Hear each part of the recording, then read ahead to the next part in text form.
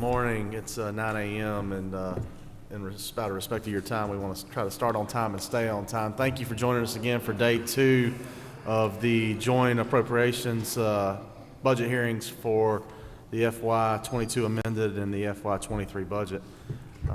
9 a.m. our first presenter will be the Chief Justice of the Georgia Supreme Court, Justice David Nomius, along with Presiding Justice Mike Boggs. I think they're both going to be online. We're here, Mr. Chairman. Hey. This is Justice Boggs, and I know Chief Justice Nomius is joined as well. Yeah. Good morning. Good morning. Good morning, guys. Ready to proceed when you are, Mr. Chairman. Thank you both for being here this morning. The room is yours.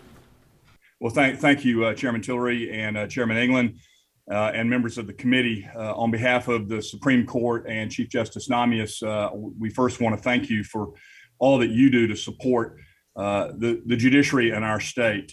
As I understand our instructions this morning, you want a status report essentially of how the state's judiciary is performing in the current environment, focusing on both the COVID pandemic and the status of the American Rescue Plan Act funds, followed by a brief overview of the budget. And if that's acceptable to you, that's the way I'll proceed this morning. First, I want to say that the Supreme Court, as the head of the judicial branch, has continued to discharge its constitutional duties during this really extremely inordinary time, when also shouldering the impact of extraordinary administrative workload, which has resulted from a now really 2-year pandemic. Our court, continues to provide targeted pandemic-related guidance to the 50 judicial circuits in their efforts to address serious violent felony case backlogs, with while trying not to shortchange all other criminal, civil, and domestic cases that are awaiting their turn at justice as well. The court continues to assist other judicial entities, such as the State Bar, the Office of Bar Admissions, and the JQC, in their continued efforts during the pandemic to keep matters moving. You're all aware that ARPA funds were made available to the judicial branch, which we hope will address emergency trial court staffing and space needs to allow courts to focus on resolving pending serious violent felony cases. Please understand, however, that pursuant to current guidance that we've received from OPB and others, these funds that we've been given are largely limited to temporary personnel and temporary space to address at least firsthand serious violent felony cases. In addition, as to the Supreme Court, we expect a significant increase in our caseload when the trial courts fully return to normal operations. Our court has been able to maintain normal operations with the assistance of the small but very efficient support departments that we have. All departments successfully planned for and then quickly executed moving the court's official business activities to an uninterrupted online workspace, including fully remote oral arguments, which we held yesterday and which we will resume again this morning at 10 a.m. and tomorrow at 10 a.m.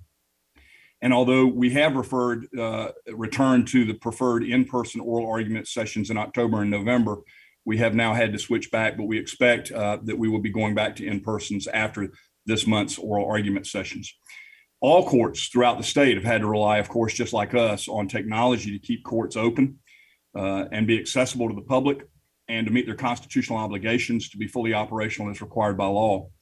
At the Supreme Court, and of course this is true for all courts, members of the committee, the broader use of technology includes extra cost. And for that reason, we and the other judicial entities truly and desperately need a restoration of the funding from the FY21 cuts to ensure that we can keep operations going. For us at the court in particular, we've had numerous unbudgeted costs that have ranged from Zoom meeting licenses, so we can hold secure bank conferences for the judges without having to meet in person, secure JNC, Judicial Nominating Commission meetings, which are held in our building.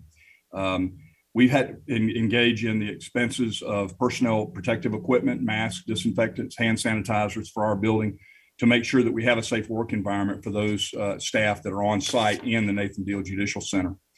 So now I want to pivot a little bit to the American Rescue Plan Act funds, the ARPA funds, as I'll refer to them. Many of you are aware that when Governor Kemp announced that he was dedicating these $110 million to combat violent crime and to help support the Georgia's judicial recovery from COVID-19, the Chief Justice established a Judicial Council ad hoc committee on ARPA funding for the judicial branch. I have the pleasure of chairing that committee and overseeing the process of addressing the backlogs of court cases, particularly because we were asked to focus on these cases involving serious violent felonies, not exclusively, but predominantly. The Chief Justice and I have met with all the Chief Superior Court judges to discuss coordination of the grant application process, which is being largely handled by the AOC, to administer up to $96 million of the $110 million in grants to authorize classes of court, prosecutors, and for all related agencies. You should also know that despite $110 million being given to the AOC for this grant process, $14 million of that was siphoned off to go to the Georgia Public Defenders Council for them to administer the balance of those funds for public defender services. In addition, additional funds have been dedicated to public defenders in opt-out circuits. As you know, we have 6 of our 50 judicial circuits that opted out of the public defender system.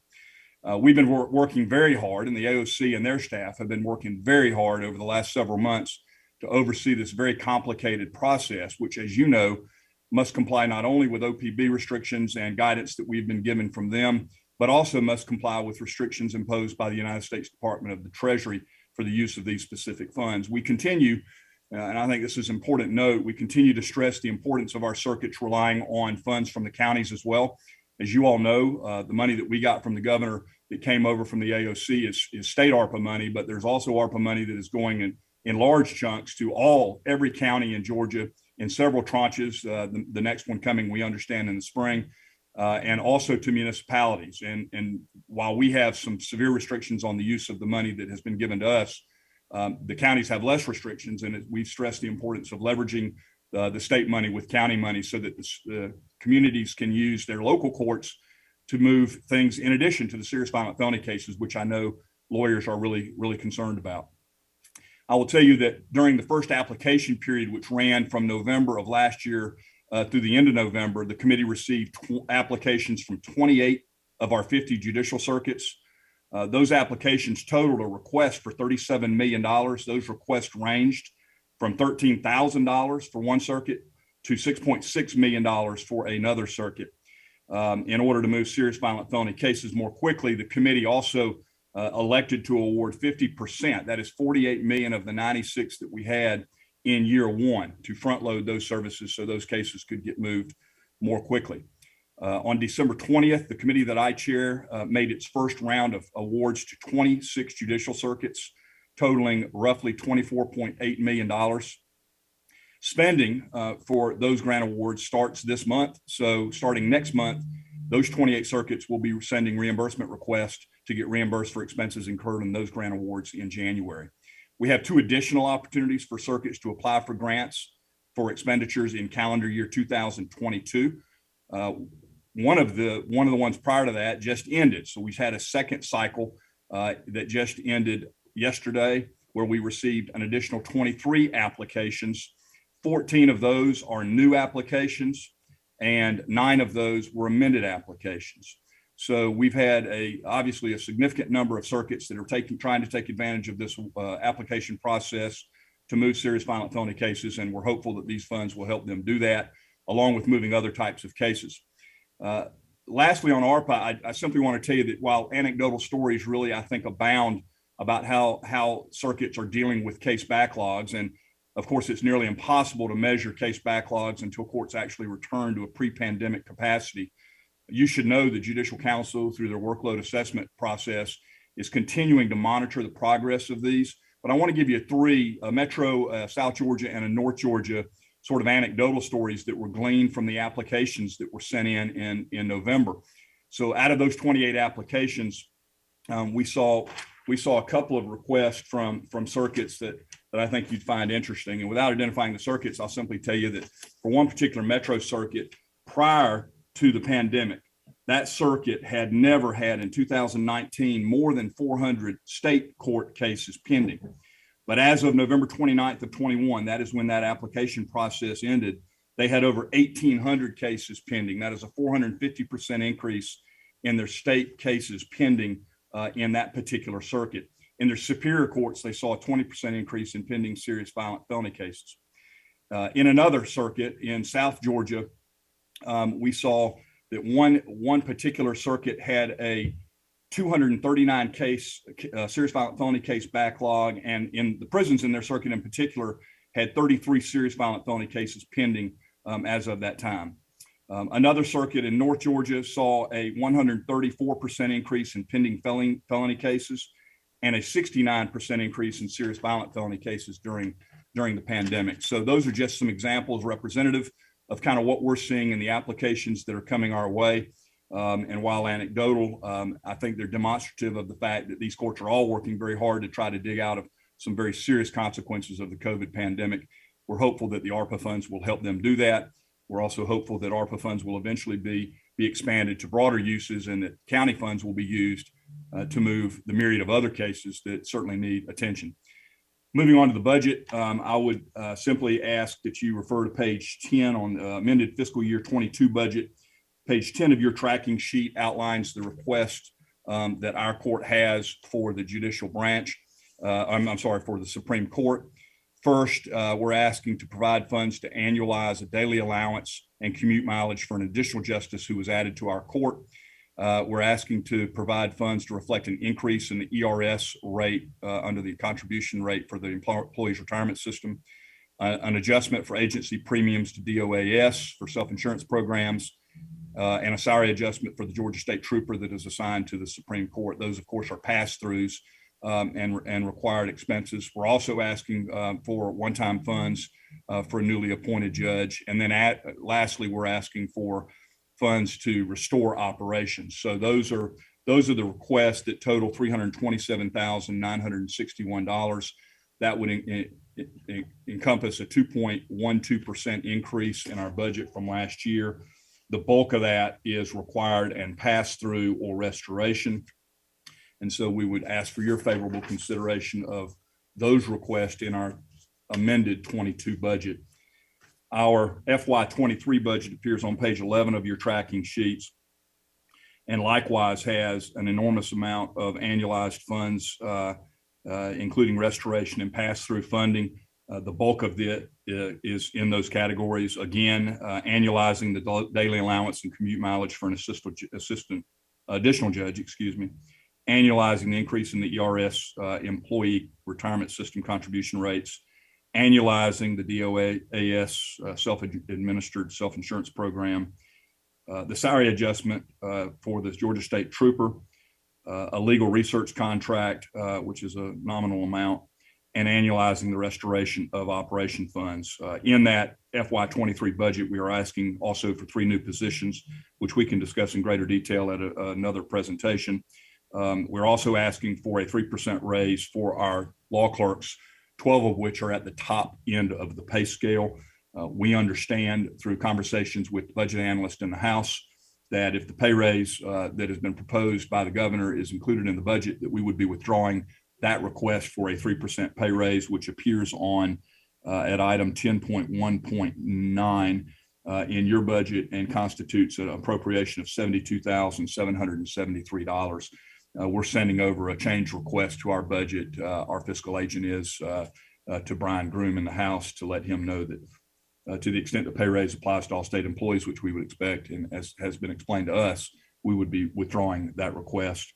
And then we also have some software request that is included in the budget. So that constitutes the entirety of the FY23 budget request from our court. I will tell you that the restoration is enormously important, not only for our court, but for all judicial branch entities and for all parts of the judicial branch. You all know that we're still recovering from the cuts, which totaled $9.8 million. That's when you exclude the statewide business court. 1/3 of that lost funding, $3.2 million, was restored at the beginning of this fiscal year. We hope that the remainder will be restored in the amended 22 budget. We stress really the importance of that. Much of that, at least for our court, is for IT and things that simply cannot be delayed any longer. The restoration of that lost funding will also help the judicial branch continually fulfill its mission and meet our statutory requirements and demands as we seek to address these backlogs. So, Mr. Chairman, Tillery, Chairman England, and members of the committee, I'm happy to answer questions if you have any concerning that presentation, but that comprises what I've been asked to present this morning. Thank you, Justice Boggs, and Justice Nomius as well. Thank you both for being on. I do want to thank you and your court personally for the efforts that you've placed during the pandemic to continue to move cases. We've seen it. We've watched what you've done, the steps you've taken, and really do appreciate you guys setting a strong lead at the top to continue to move cases, realizing that life doesn't stop simply because there was a pandemic, and that lives don't stop and that you affect them daily. So thank you personally for that. I want to take just a few seconds and use this time, because you guys are the only court presenting as the top court, and educate our members on a few things about the budget that are going to roll into a few questions for you. Members, just so you understand, because we get questions about this every year, most agencies that come and talk before us are executive agencies. Their budget, before it ever gets to us, goes through a review by OPB and the governor's office, and they whittle that down, figure out what's going to go in before it ever makes your book. There are two agencies, or two branches, they're not agencies, that are treated differently. One is the courts, again, the judicial branch. The other is the legislature. So when those budget recommendations are made, they are never affected by the governor's office before they make it in your book. So they are there just as they were submitted from the legislature, just as they were submitted from the court. So just know that as we go through this process. So some of the questions I may ask next are questions that normally we would have handled, or the governor's office might have handled in their normal process, asking for a little bit of clarity. It's not meant to be tailored to the courts or anything specific about them. It's just questions that the courts won't get asked because they're not an executive agency. They don't fall under OPB. And we get asked that question every year, and I wanted to take a few minutes just to explain that. OPB's already asked those questions and whittled down everyone else. That's why our questions to the court sometimes are a little bit different. Justice, thank you. First, I want to make sure my math's right. On the ARPA funds, $110 million the governor allocated out of ARPA, $15 million of that went to the Public Defenders Council. Isn't that correct? 14 million went to the Public Defenders Council, and we advocated also, as you'll remember, we have 6 circuits that opted out of the public defender system that are single county judicial circuits. So when the Public Defender Act passed, they were given the opportunity to opt out, and they have to locally fund their own public defender system. But I understand it. I think it was $5 million that the governor has allocated and OPB have allocated to the opt-out circuits as well. But that too is outside the 110 million, but is also being funded by the Public Defender Council. They're administrating the awards for that $5 million for the opt-out circuits. But essentially, we got $96 million for the courts. I thought I had that number right. So $96 million, and y'all have awarded 24.8 right now. Is that correct? That's correct. And we've got these new applications that we are literally in the process of since yesterday afternoon reviewing. My committee will meet again here in a couple of weeks to make awards for those applications. So roughly 71 million left that we'll see coming out of ARPA funds for your committee to allocate. Yes, sir. Okay. Well, with the restrictions that we have on it, yes, sir. The key is that we're trying to front load those services so that those serious violent felony cases get moved more quickly. We had no idea what backlogs actually were, nor what the needs of particular circuits were, and so the committee made the decision to front load some of those services and front load some of the application periods so that we could get moving more rapidly. Gotcha. One of the things, and again, this isn't to the Supreme Court specifically, it's more to the other courts because they've written this in their budget as well. Not going to go through all this right now today, but just preparing you for the subcommittee hearings on the lines that we have, like throughout the budget, Superior Courts, Supreme Courts, et cetera. A lot of the language says provide funds for operations to reflect restoration of budget reductions. I just would like the other courts who are listening to know as well, in subcommittees, we're going to need a little bit more detail than that. So what that money is going to be used for when it's repurposed. If we had to let go 2 people in our front office, we want to replace one of them, or hey, we had to let 2 people go and we realize we don't need those back, we'd like to move those funds over to Zoom subscriptions, whatever it would be. I just want to prepare them to be able to, when they come into those subcommittee meetings, they might need a little bit more detail on those items. And then, Mr. Chairman, I can tell you, for example, for us, the restoration, over 56% of the requested restoration for us is simply IT maintenance. So that would be an example of where we would be spending those funds on things that we delayed, buying servers and doing maintenance on our IT system. And that's the $205,000 that you have in FY22? Yes. Okay. That's correct. So that would be IT maintenance. And the other courts who I know are listening, following your leadership, if they don't mind just being ready for those questions when they come before the subcommittees. That 205 appears again in 23. Are the servers one-time servers or is that people?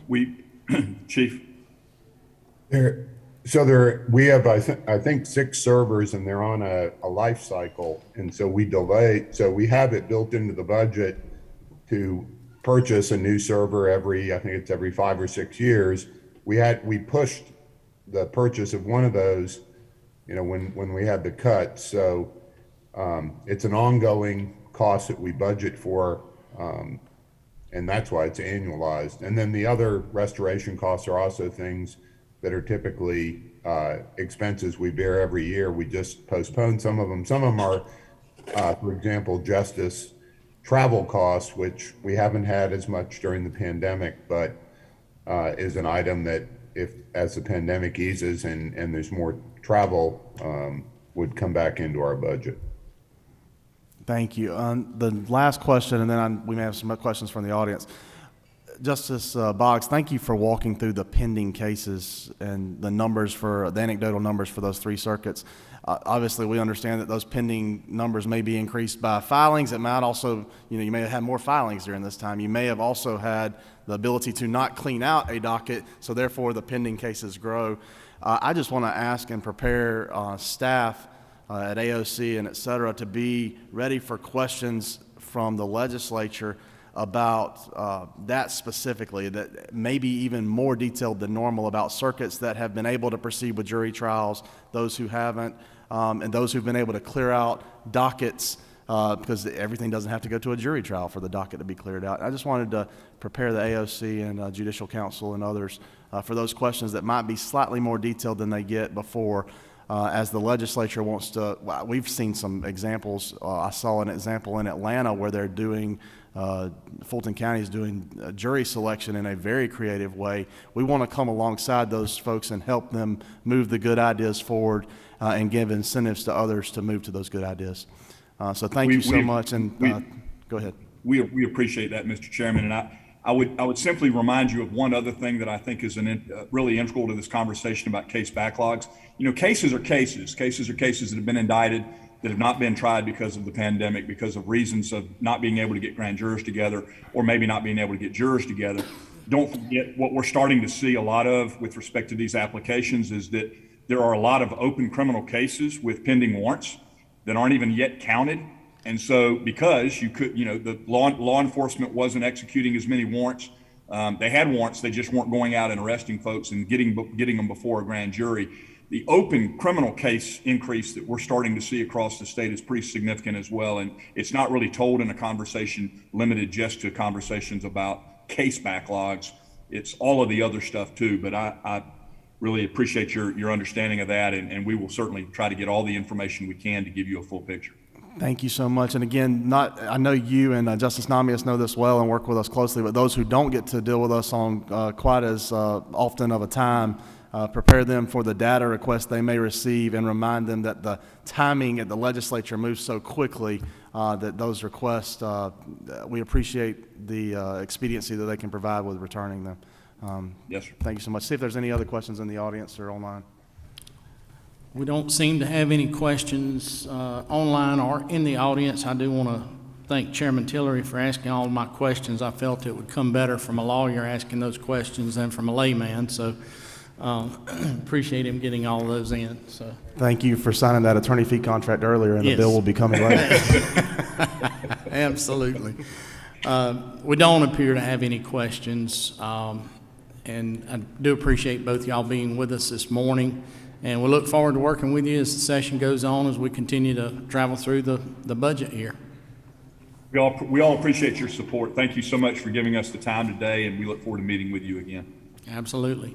Thank you. Thank you. And I want to thank the presiding justice for taking the lead on this. And one other point to keep in mind with courts that we always bear in mind is, unlike almost all parts of our society and most government agencies, most people who have to come to court are not there voluntarily, and they don't get the chance to assess the risks for themselves and decide, do I feel comfortable going?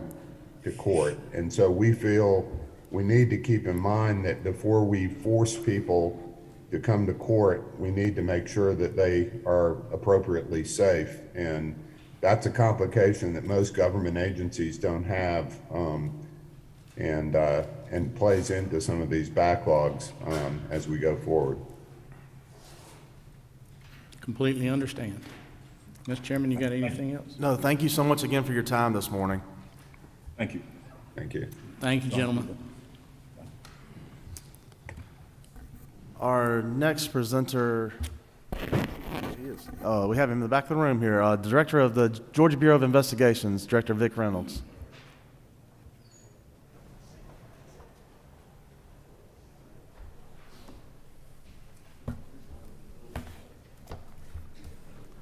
Thank you. Good morning. I remember those court days Judge Nomius was talking about. There wasn't much of a say-so. You just had to be there. So I certainly remember that well. Thank you so much, Chairman Tillery, Chairman England, members of the committee, for this opportunity to speak to you. I know we have some slides today. If we could flip to the first one. What I thought I would do, thank you. What I thought I would do this morning, if it's appropriate, is to talk a little bit about the governor's budget recommendation for amended 22 and FY23, and then show some slides about some things that are going on with the Bureau, particularly that directly involve the support that this committee has given us over the course of the last 3 years since I became chairman, and want you to see what your support has done for us.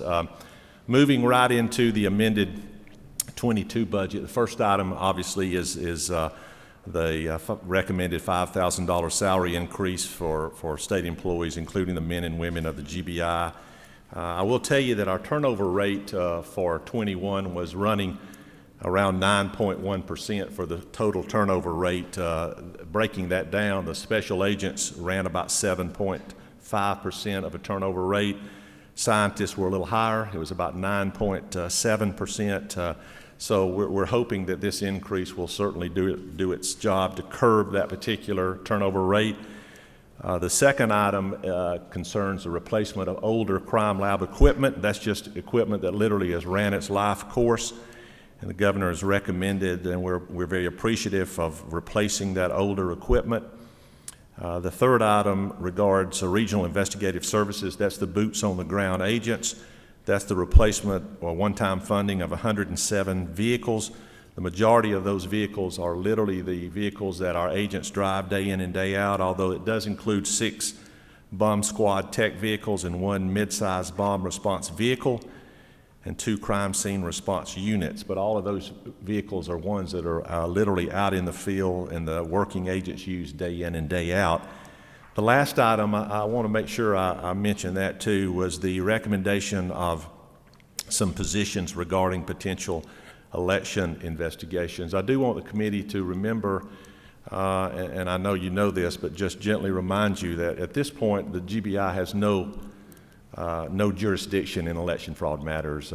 For us to become involved in those, we have to be asked. So those positions the governor has recommended at this point would be in investigations that we're requested to come in. In the event that changes, then we'll look at the positions at that time point. But at this point, I do want to remind the committee that the Bureau has no jurisdiction in those particular matters. We have to be requested to come in before we can do anything.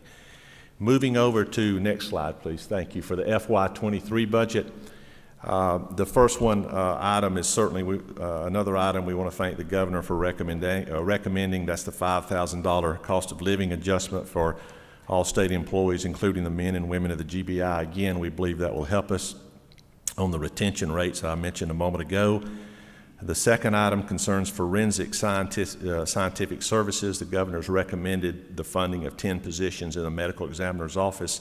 The breakdown of that includes 6 death investigative specialists. Those are the individuals who actually help work every autopsy we do. They're the investigative arm of the medical examiner doctors who work with us day in and day out. They're extremely important.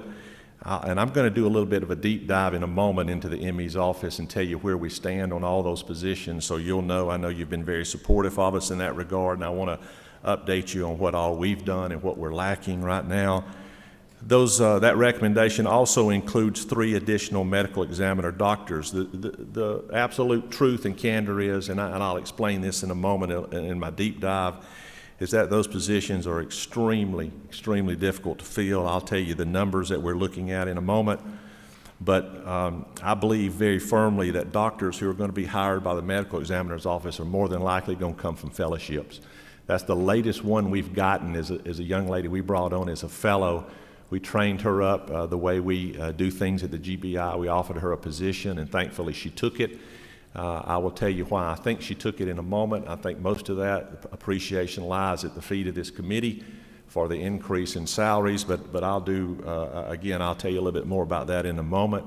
We want to expand that fellowship program. We cannot expand it without additional doctors. They will not allow us to do that. So even if we want to, which we do, to bring new fellows on, we cannot do that with the number of doctors we have and the number of autopsies they have. The committee that eventually approves those fellowships will not approve it unless we have additional ME doctors. And so again, when we focus on the ME's office in a moment, I'll explain that a little bit more in depth, but I did want you to know that's probably the reason why Governor and the OPB are recommending those positions, is that increased fellowship potential, and from that fellowship potential, the hiring of new doctors. The recommendation also includes 22 new crime lab positions, including 15 scientists, 5 lab techs, and 2 evidence receiving techs. Again, that would be extremely helpful for the Bureau, and I'll do a deep dive in a moment on the crime lab to show you where we stand there as well. And it also includes the continuation of the number of employees for potential election investigative positions. Again, depending on how or if that jurisdictional issue is changed by the legislature over the course of the session, that will probably depend on how much we get involved in those matters. But again, right now, we cannot get involved unless we're asked or requested by the particular agency that's working it initially. Can I see your next slide, please? Thank you.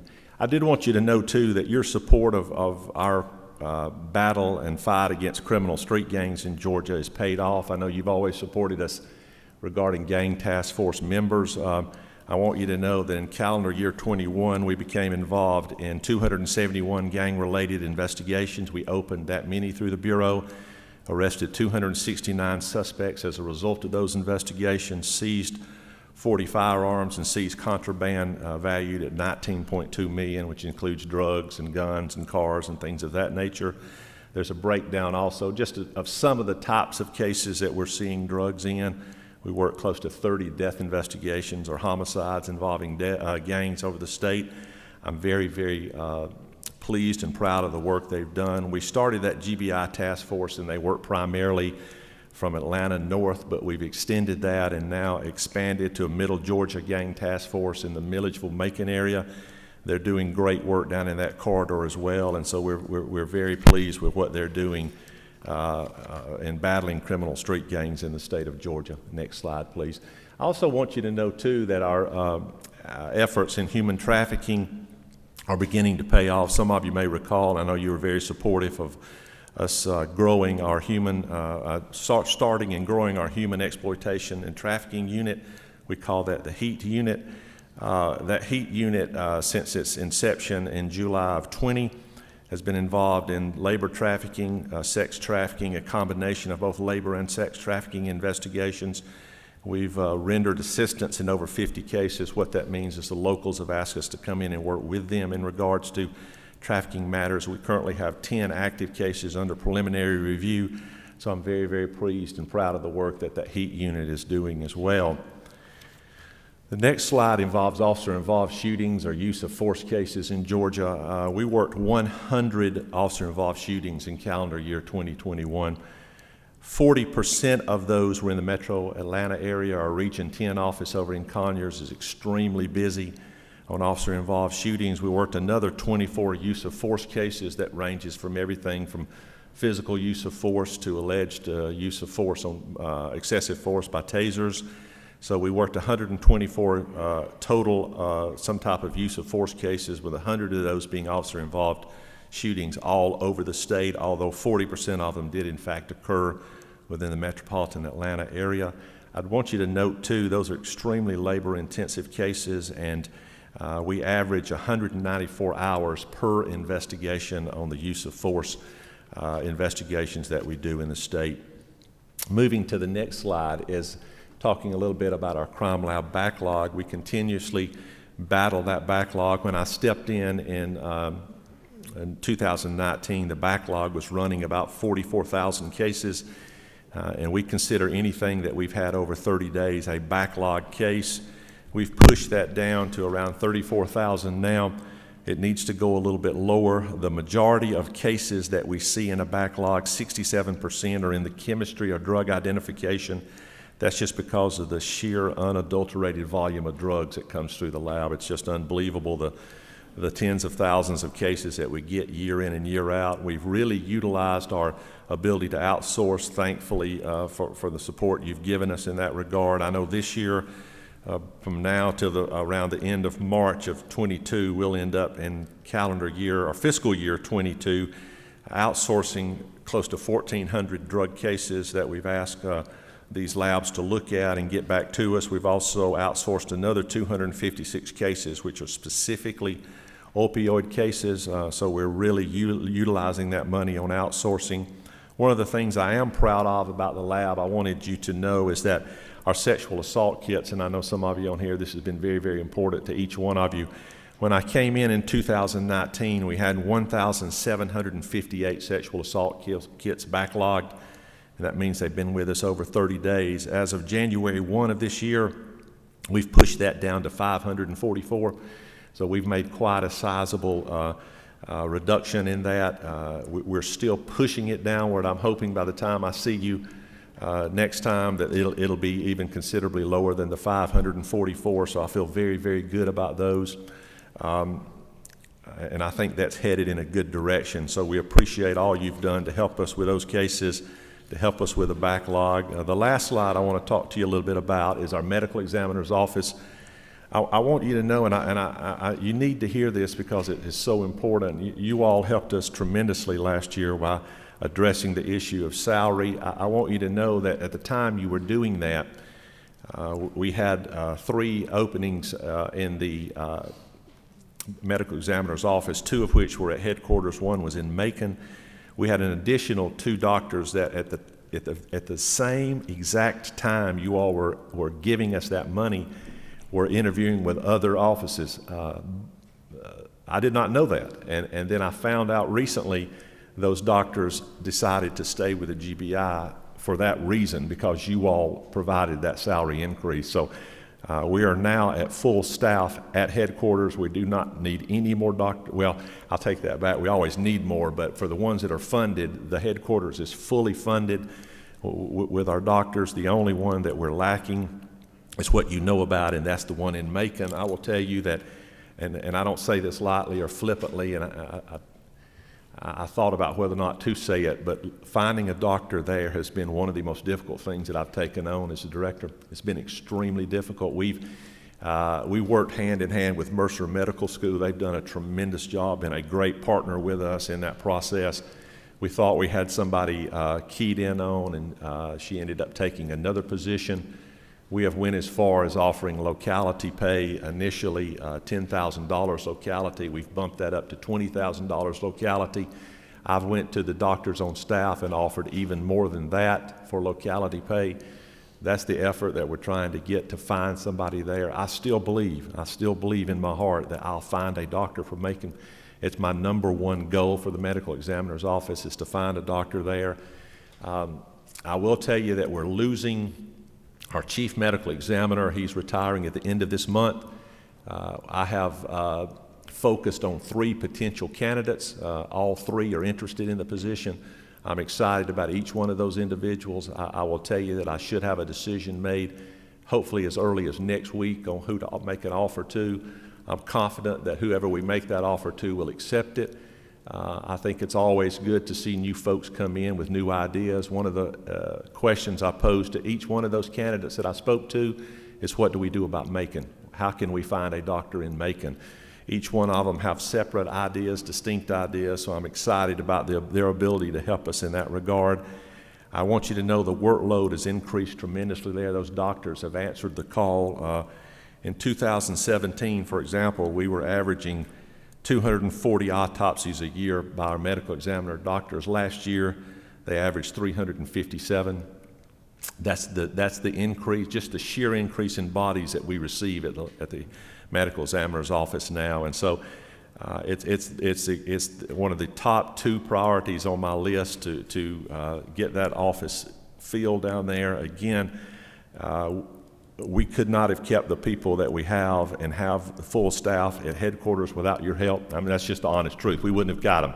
We wouldn't have kept them, but for what you all did for us last year. So again, from the bottom of my heart and all sincere appreciation, thank you for that help. It allowed us to keep those doctors. It allowed us to be at staff, full staff at headquarters. And again, I've committed to you before privately and publicly, and I'll commit to you again publicly that there's no priority higher for me than finding a doctor in Macon. It is my top priority with the medical examiner's office. We'll continue to do everything humanly possible, including continuous tinkering with that locality pay.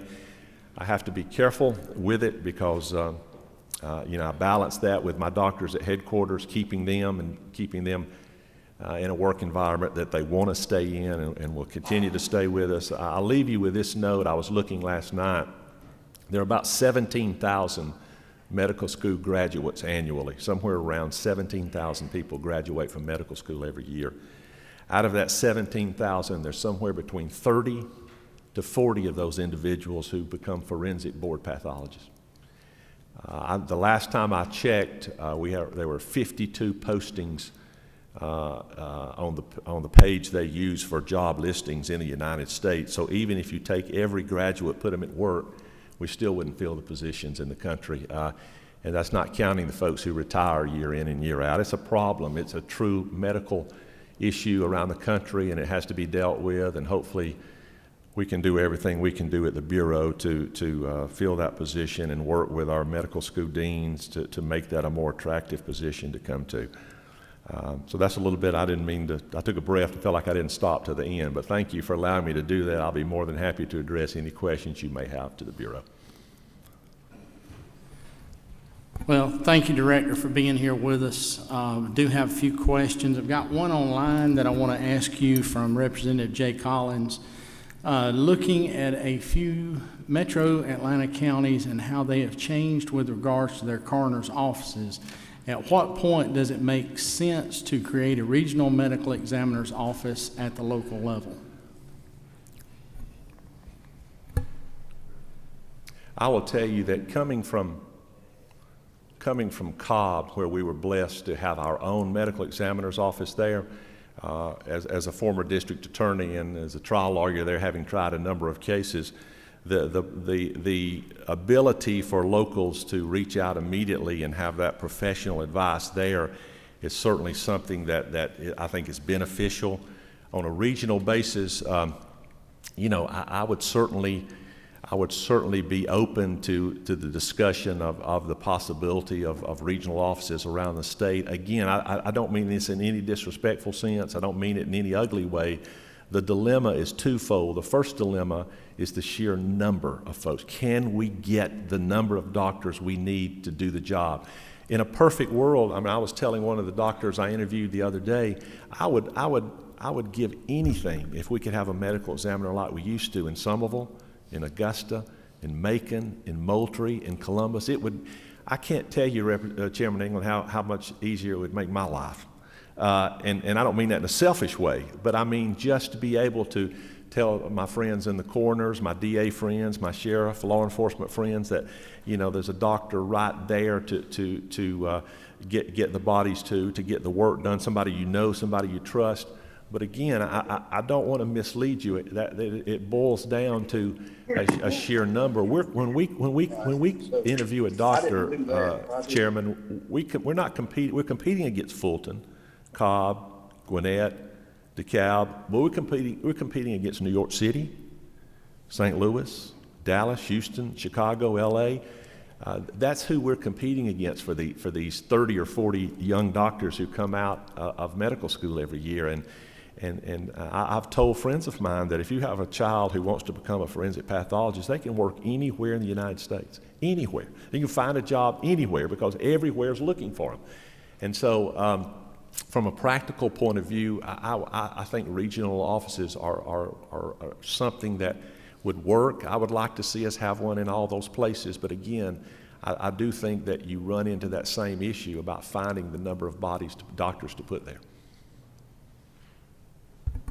Okay, our next question's from Dr. Chairman Dean Burke. Thank you, Mr. Chairman. Thank you, Director. Yes, sir. Good to see you here, and thank you for the work you and your team do for the state of Georgia.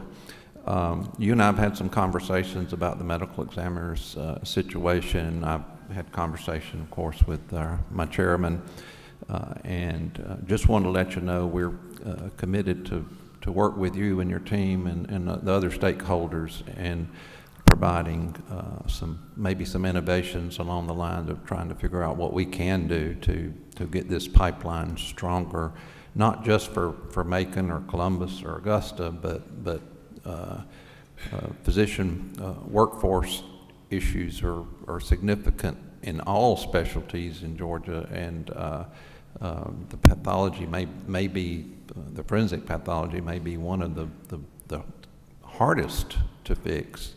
But any work we do towards that will also transition to helping us with other things that we need in the state of Georgia. So just know we'll be working with you, Chairman Albers on the Senate side, to see what we can do to use some of the creativity we've done in graduate medical education already. And I know it's a challenge for you to have to deal with these doctors because, you know, they are challenging individuals,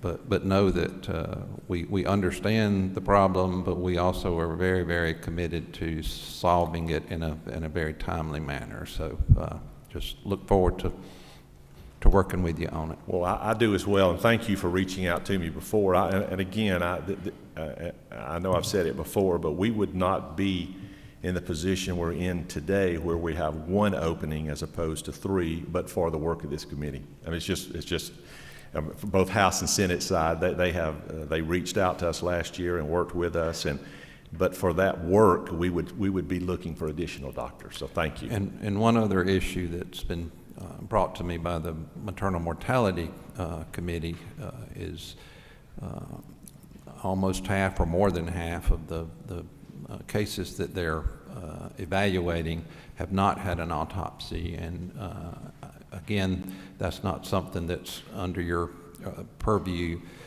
but it just shows that there is a shortage of that, and we may need to look at some of our code to see if there's a pathway to try to increase that occurring in whichever venue it's most appropriate. So thank you.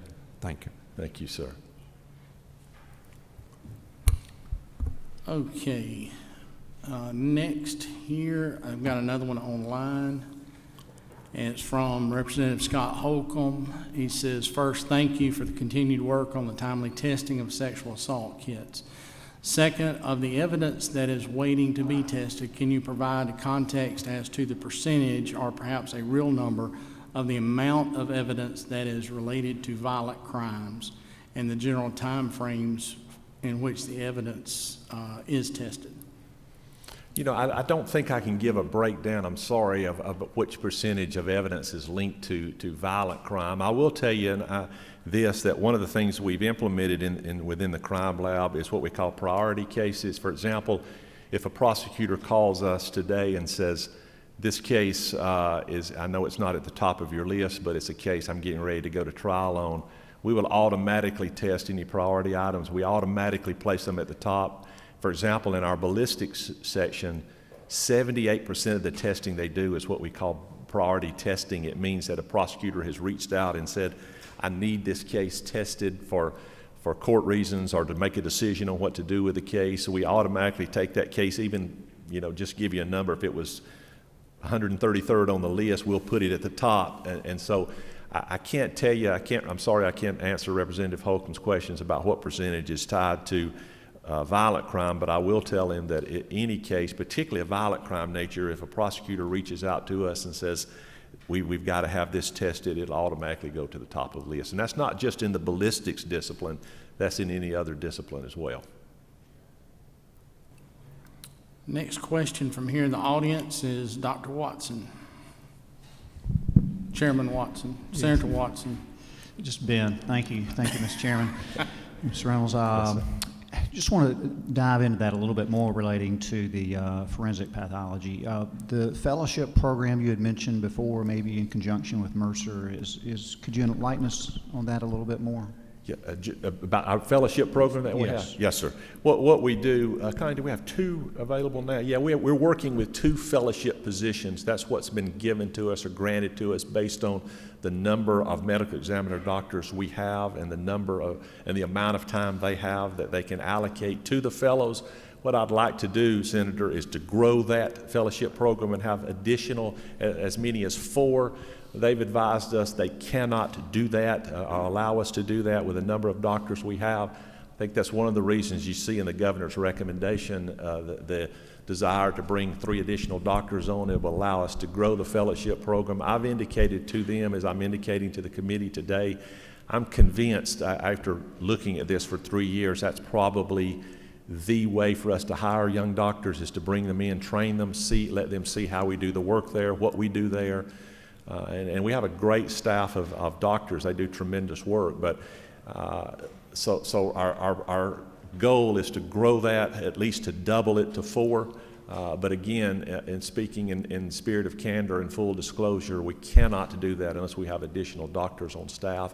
I don't know, again, you may know more about this than I do. Or I don't know if there's a committee or a group that authorizes or allows fellowships, but I've been advised by the chief ME that, they said, Director, I can't grow it. I keep pushing him to, but he said, I can't unless I have more doctors. So, but the latest doctor we brought on, young doctor, Dr. DeMarco, came directly from our fellowship program. She was with us. We trained her. And several offices were after her, but thankfully she stayed with us. And I'm convinced that's the way we hire in the future. Okay, next question from Chairman Tillery.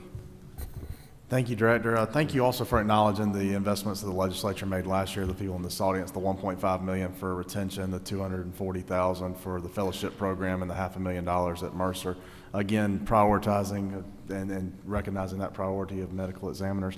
My question is, does any other state have a licensing program for a mid-level position in pathology? We've seen mid-levels at other care, your primary care for positions, and we've used that to augment and supplement primary care. Is that something that another state does with forensic pathology? Of course, we don't want to sacrifice the quality. I'm wondering if that's something that we've looked at. I don't know, and I apologize. I can find that out, and I'll get back with you by next week and let you know. I will tell you this, that I have, the marching orders, and they're probably tired of hearing me give them to them, but my marching orders over there is I want every possible stone overturned, to try anything outside the box, anything that we can do to help those numbers. I want it done. And so I don't know your answer directly, but I will unequivocally find out for you. And I'll report back to your office by next week and let you know that. Thank you. Yes, sir. Next question is Representative Gerald Green. Chairman Green. I think it was, I'm sorry. Excuse me, Senator Albers. My bad. Thank you, Mr. Chairman. I appreciate the compliment. Good morning, Director. Good morning, thank you sir. for your great service and that of the GBI. My question gets back a little bit to the work on the scientists. So whether it be DNA or toxicology or even your ballistics experts, obviously we're excited about the additional positions. Between that, and if you can comment on the work you've done with outsourcing some of that work, do you believe this will be able to keep us in real time up to date and be able to keep up with the demand moving forward based on the constant need for GBI resources? That's a great question. So, and again, I will tell you, you've probably been one of our biggest supporters in this building, and I appreciate you and I appreciate all you've done for us. I will tell you that based on what I have seen, I don't want to I'm an extremely positive person, and I will tell you that new scientists will help us. If you don't believe it, look at what we've done on sexual assault kits. The reason those numbers have went down is because folks like you and this committee members have allowed us to hire additional scientists. Once we train them, because it may take 18 to 24 months to train up a scientist the way they need to work with the GBI, those numbers will start going down. I cannot look at you and tell you absolutely that we'll be at a zero-sum game where we, as they come in the door, we're able to test them. I've asked, I think the lowest number of backlog cases that they've seen in years and years at the GBI have probably still been somewhere around 5,000 cases. I think they'll, just because of sheer volume, Senator, will always run a little bit of a lag. But I can tell you without any hesitation, we can do a lot more than we're doing, better than we're doing now. But the truth is, you push these scientists to a point where they reach a max point of volume. You've got, the only other way to resolve that is either through outsourcing, which we've done, or to have new scientists there. That's it. And so I think that with additional bodies, once they're trained up, and it'll take a little bit of a lag to make that happen, but once that training occurs, you'll see a substantial downward decrease in numbers. Next question is from Representative Hughley. Thank you, Mr. Yes, Chairman. To Director Reynolds. I'm going to change the subject from forensics for a minute, and let's go back and talk about street gangs and what you all are going to do and what we can expect will be the result of this new emphasis on addressing street gangs. Thank you. I think you have to remember and recall what the GBI's mission is. On that side is to interdict and step in and to stop criminal activity. And so when the FBI is indicating to us that a good portion of violent criminal activity is committed by criminal street gang members, one of the missions that the governor challenged or charged me with is do something about that. And so these task forces, what we're trying to do is bring the locals and federal partners in together and concentrate on areas where there's heavy, extensive gang activity. That has to be some form of partnership with groups, societal groups that give these kids some opportunity to do something else. Give them some reason to say, I'm not going down this road to criminal street gang activity, I'm going down this road to become a productive member of society. I think the GBI's function is to enforce the law, to arrest people that violate the law, but I do think we have an obligation as well, maybe not legally, but morally and practically, to work with our locals, to work with nonprofits, to work with folks of that nature to make sure kids have another option.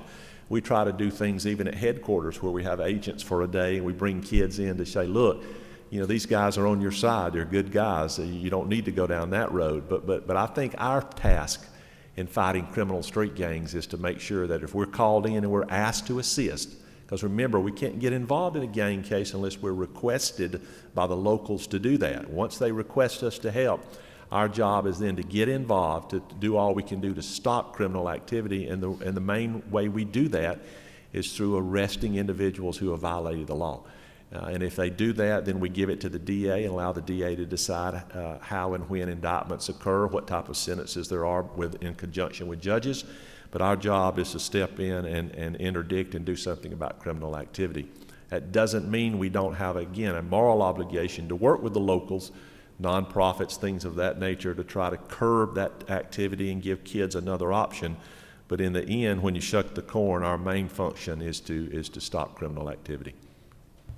Director, we're short on time. We've Yes, got sir. one last question take 1 minute to answer it. I know there's a number of questions online, but I believe they've been answered by the director indirectly, if you will, through other questions. So Director, Representative Frazier from Augusta here. Since COVID began nearly 2 years ago, the unfortunate increase in deaths has occurred. We're nearly 2 years later. How have the number of autopsies been addressed in a timely manner for families? They're addressed, they're not done as fast as I would like to see them done because of the sheer volume. As I said a moment ago, we're over 6,000 autopsies a year now by the GBI Crime Lab. In 2017, just 5 years ago, Our doctors did about 240 a year. That's what the National Association of Medical Examiners recommends. Don't let you folks do over 250 a year. Last year, we did 357 per doctor. That's an increase just in 5 years of 107 or so autopsies per doctor. And so it's obvious, you know, I wouldn't want to mislead the representative. You know, it's something that with increased autopsies, our turnaround time is not going to be as quick as it was when we had less to do. And so I'm hoping that eventually with additional doctors, if we're blessed enough to make that happen, or if we think outside the box and think of different ways to do it, that we'll push those autopsies down. But I will tell you this, when families have an issue with the timeliness, it's generally not with the autopsy itself. It's with what needs to be done forensically. For example, if a body, this toxicology work needs to be done on blood, or DNA for identification, or things of that nature, that's generally where the time lapse occurs. There's a little bit more time in there it takes us maybe to do the physical autopsy than it did, but the majority of waiting time is waiting on certain tests to come back, that we may test blood and things of that nature. And if a family ever feels as if they're not being, it's not being done as expeditiously or as it should be, and there's any issues, they're welcome to reach out directly. I talk to families weekly. They're welcome to reach out directly to me, and I will get involved in those matters. Thank you, Director. I appreciate it. Thank you for your time. Thank you. Up next is the Executive Director from the Public Defender Council. If you want to come up and join us at the podium.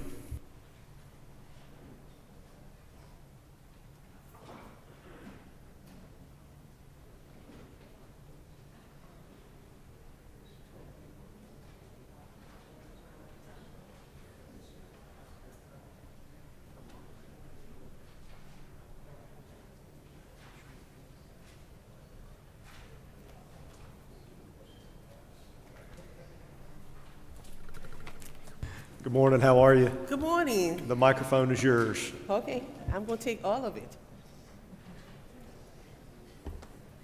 Good morning, Chair, and good morning to all of you this morning. This is a Georgia Public Defender Council, where we represent all the indigent defendants who need representation. It's quite interesting that the GBI director came before me, because he was able to tell you all the cases and tens and thousands of cases that we have to represent. But before I go into what we do and how we do it and what we need, I just want to say thank you for what you've done for us last year. It warms my heart to say thank you. It's been an unprecedented year, especially for public defenders. We have to go out to the jail. We have to see our clients, and our employees, they have gone above and beyond the call of duty, not only to represent, but to make sure that all the people that we represent who are back in the community, that we have the responsibility as well to restore them so they can be part of that taxpayer and increase the tax bracket. And without you, we would not have been able to do all of this. So I say thank you, and I mean really thank you from the heart. Thank you for what you do for all of us. I also want to I hope you indulge me to thank the Governor's Office and the OPB for providing us funds so that we can reduce the backlog. We have a huge backlog because of the COVID, and it's growing, but we just got some help from OPB and the Governor's Office, and I would be remiss in my duty if I just did not stop to say thank you. I say thank you as well.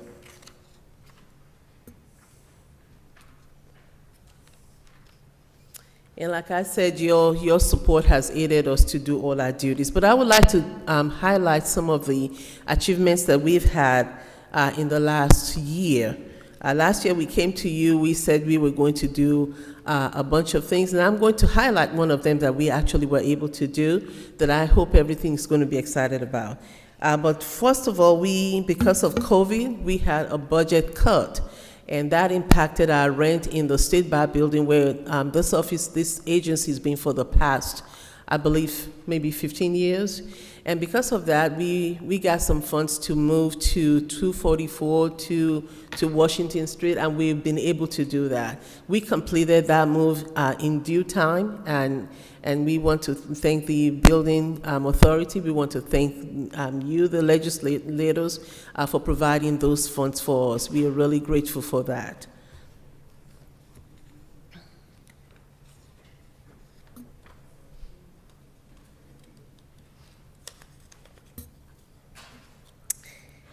And it will be interesting to know that all the budget cuts that we had last year, we were able to do that without doing a furlough to any of our employees.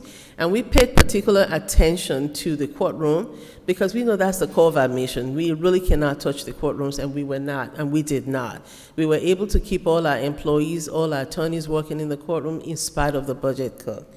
We are doing everything we can to make sure that our attorneys provide the necessary representation, and they go above and beyond the call of duty, like I said early on.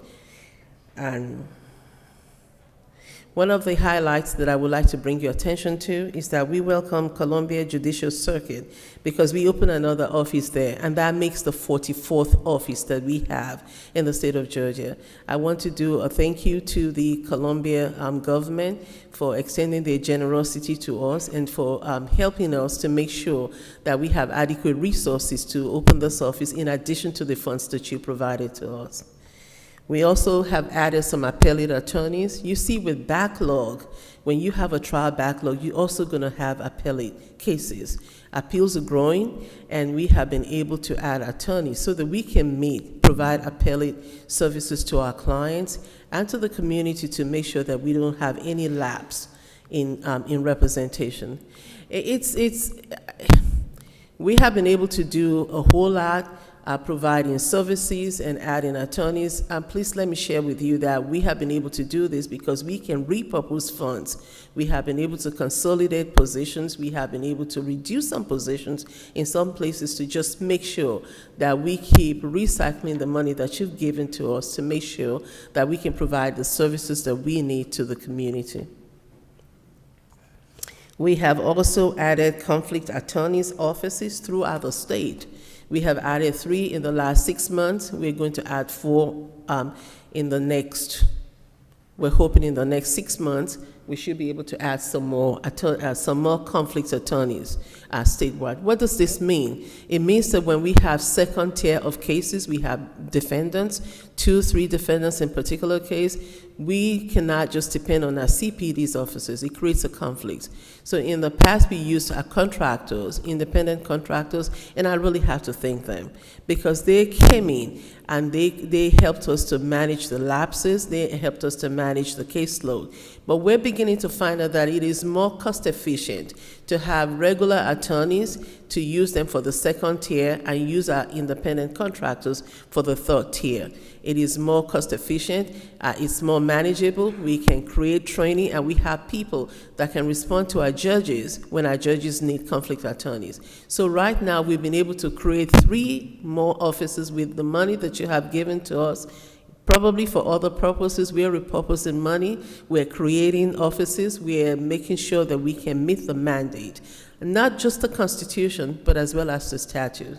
And in the next 4 to 6 months, we have to create 4 more. And I'm going to talk to you about that because now that we have repurposed every fund that we have in-house, we're going to come back to you to ask for funds to create more offices.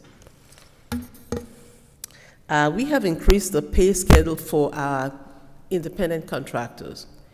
Independent contractors were paid very, very low to the point where we just have to say thank you for them for it almost became that they were giving us charitable duties.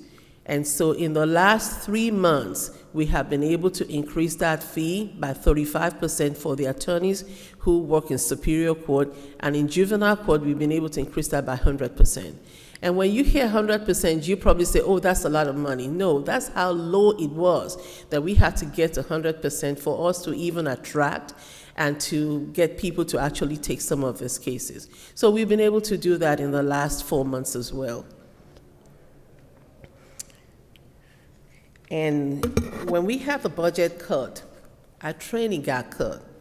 But we have gone back in-house to start training. We will have the first one in Macon.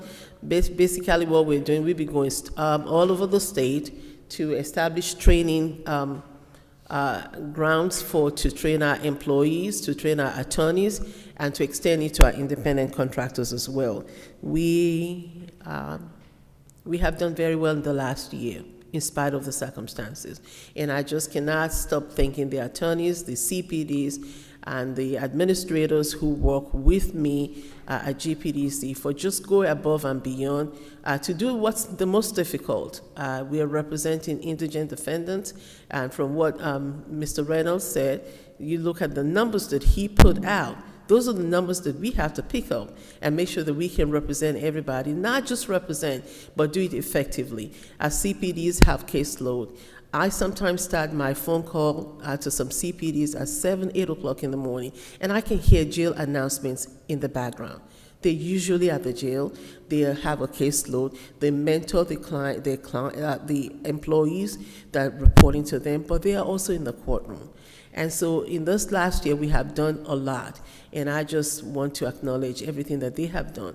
But that's not where we're stopping. We're moving to the future. In preparing for the future, we just completed transition to Office 365. And I know that means a lot to us. I know some offices are saying, really? But that's where we are. We have completed that so we can give flexibility to all our employees, to all our attorneys, so that when they're all over the state, they can have access to their records. And what's that going to do for us? It means that we can now bring our software suite into the 21st century. We're really proud of that because of what's going to allow us to do. Sometime last year, we were blessed to have Accenture, the consulting group, the big consulting group, to give us pro bono assessment of our operations. And what that's going to do, we're creating agency-wide reporting metrics so we can have more metrics to report to you the next time we talk with you. We are able to align GPDC with movements for data-driven courts, which means now that our data can talk to other data in other areas. Now we have that opportunity to do that. We can now proactively anticipate trends and forecast what our needs would actually be, because now we have metrics and now we have data to do that. That is a huge movement for us at GPDC, and we really thank Accenture for coming in with our pro bono engagement and what it's going to do for us and the taxpayers of the state of Georgia. We have a new website. It's phenomenal because it's going to give us the ability to provide real-time customer service. We're hoping that we'll be able to connect with the jails so that our clients don't have to keep writing letters. We can actually connect with them. That is something we've been able to do in the last year. We have gotten a 501c3 a license. Our statute allows us to raise money, and we're taking advantage of that. So we have applied, we have gotten a 501c, because we know we're going to be asking you for a lot of money, and we hope you're going to give us every penny that we ask you. But we also want to make sure that we can assist you in our request. And so that's the reason why we have this 501c that's allowed by the statute. And we just don't have a 501c. We have a board of reputable Georgians who have joined us to raise money so that when we need to do restorative functions, and I'll talk to you a little bit about that, then we will have a little bit of fun to do that. And somebody had asked me, if you start raising money, are you going to get money from the legislators? Absolutely, because I believe the legislators will look at the efforts that we made to make sure that we can support what the taxpayers can give to us. We're partnering with Technical College System. I did talk a little bit about not just representing clients. Attorneys are the best. They go out of their way to make sure that they can provide effective assistance of counsel. But we also believe that we need to be part of the safety net for this community. What does that mean? That means that for those folks who are going to be returning back to their communities, we're looking for opportunities for them to go back to school, to get a skill, so that they can be reconnected with their families. I used to work in juvenile court, and I did that for like 11 years. And to detain a child, I think at that time was $90,000 to $150,000. If we have families going back to their homes, if we have our clients going back to their homes to take care of their children, that is a cost that we can save the taxpayers. That is a cost that's going to allow individuals to get back to work and to help us to expand the tax bracket.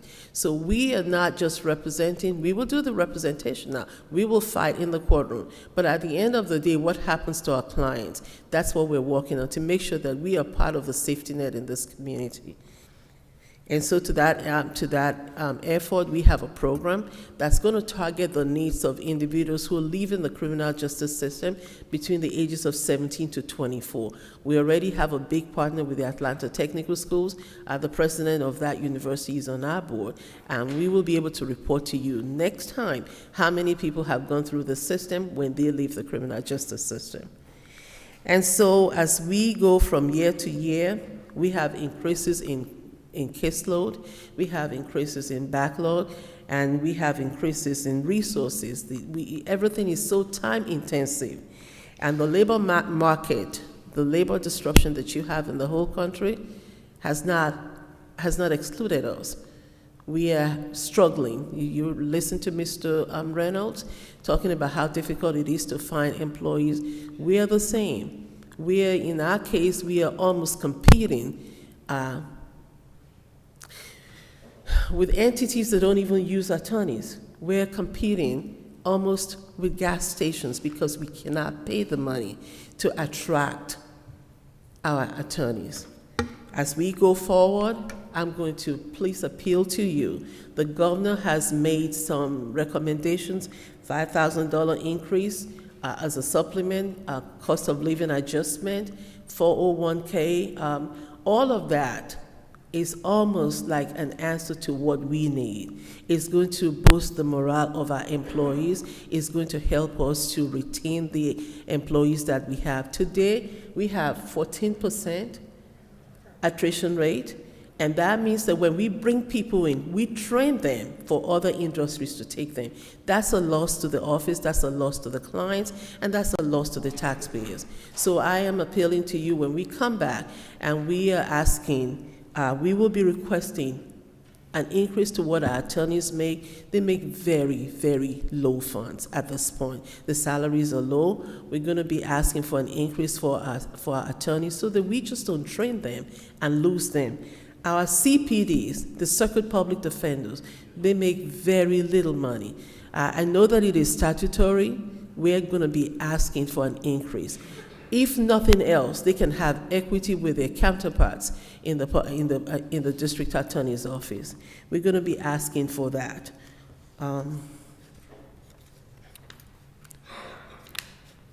We are running out of time. We need to stay on schedule. Do you have any summarizing remarks? Let me do that quickly. And we're going to be asking for a few just funds to continue with the conflict offices. And I didn't know that I'd be talking that long. And we have it in PowerPoint.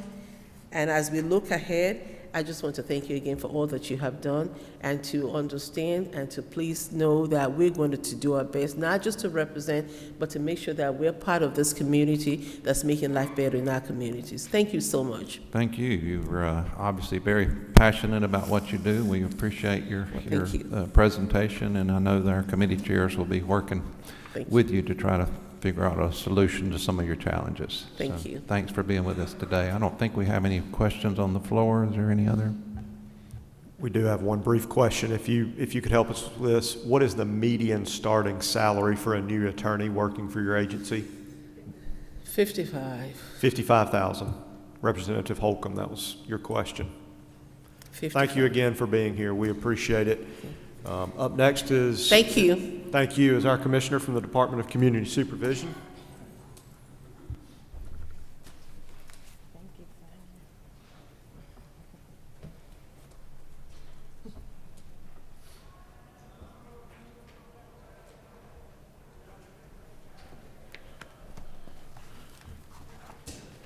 Good morning, sir. The floor is yours. The mic's hot. Good morning. Thank you very much, and members of the committee, it's a pleasure to be here before you. I will be brief and hopefully keep you on schedule, if not get you a little ahead of schedule. I want to always start off with the mission of the Department of Community Supervision. I think it's a driver of everything we do. At the end of the day, it's easily said, not easily done, but if you've been to prison, we don't want you going back. And if you haven't been to prison, we don't want you to go to start with. I want to also commend the men and women of DCS who day in and day out serve our communities, and they serve them in a very, very professional, compassionate manner, and I never want to miss an opportunity to thank them. I want to go over the governor's recommendation, just an overview for FY22 and FY23. You'll see, of course, the $5,000 pay increase. There's also a request for vehicles. The other four that you see there are just state billings that are associated with those, and then there's a major maintenance and repair. So the FY22, we're talking one-time funds of just at $13 million.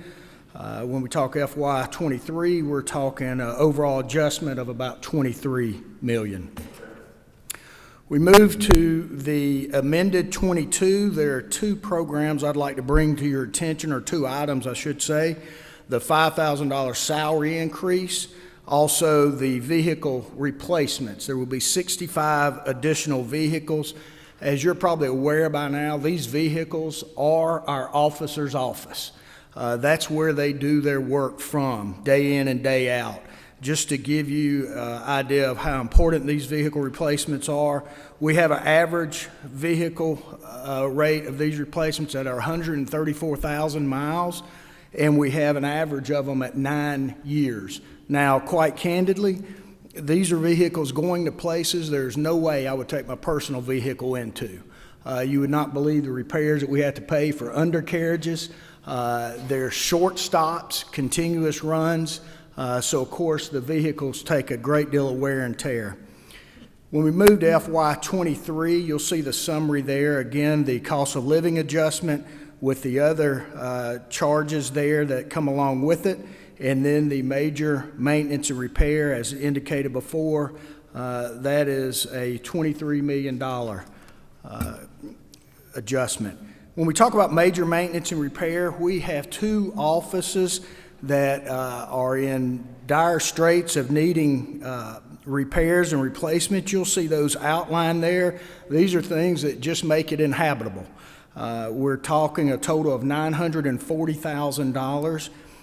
As a reminder, our agency has been around for 6 years. We inherited 10 facilities from GDC at the time of the merger, and those facilities that we inherited average 30 years right now in age. In 2023, our capital request is a Savannah Day Reporting Center facility purchase of $4.7 million. We are currently in a closed GDC transition center trying to operate out of that. We are very gracious to have that opportunity. We would not have ended up there if we wouldn't have been evicted from our previous office. And why? Because quite candidly, once folks see the number and the type of clienteles, they're no longer real thrilled to have us in their area. It is important that we provide a constant and steady place for these individuals, not just our employees, but also for those that we serve. We've worked closely with the State Properties Commission. This bond item represents really a $1.2 million savings over the term of a 15-year lease. So it is the fiscally sound thing to do. So I just bring that to your attention. And that will conclude. Again, I want to thank the men and women of DCS who work tirelessly to keep our community safe. I would also encourage you, if you've not gone on a ride-along, that is the best way to see what we do. And I think your colleagues will tell you, those that have will share that as an eye-opening experience. But I certainly also thank you for your continued support. We know that your support is critical to our success. And with that, we would ask favorable consideration of the governor's budget. And of course, I will entertain any questions at this time. Chairman Albers. Thank you, Mr. Chairman.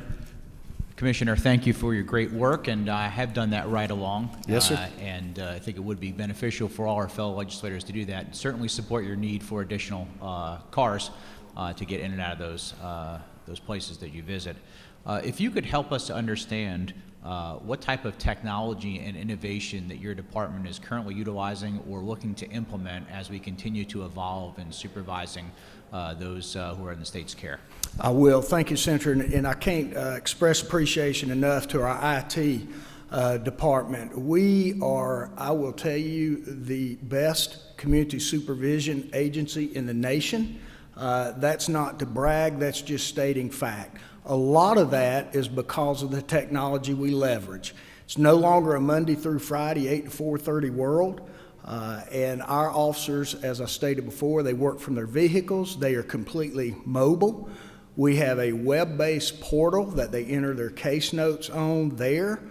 We also have an outward-facing portal where those that we are serving can access and provide any information that is needed. So our whole backbone is on technology. We do video interactions. I will share with you during the pandemic, it wasn't really a big hurdle for us.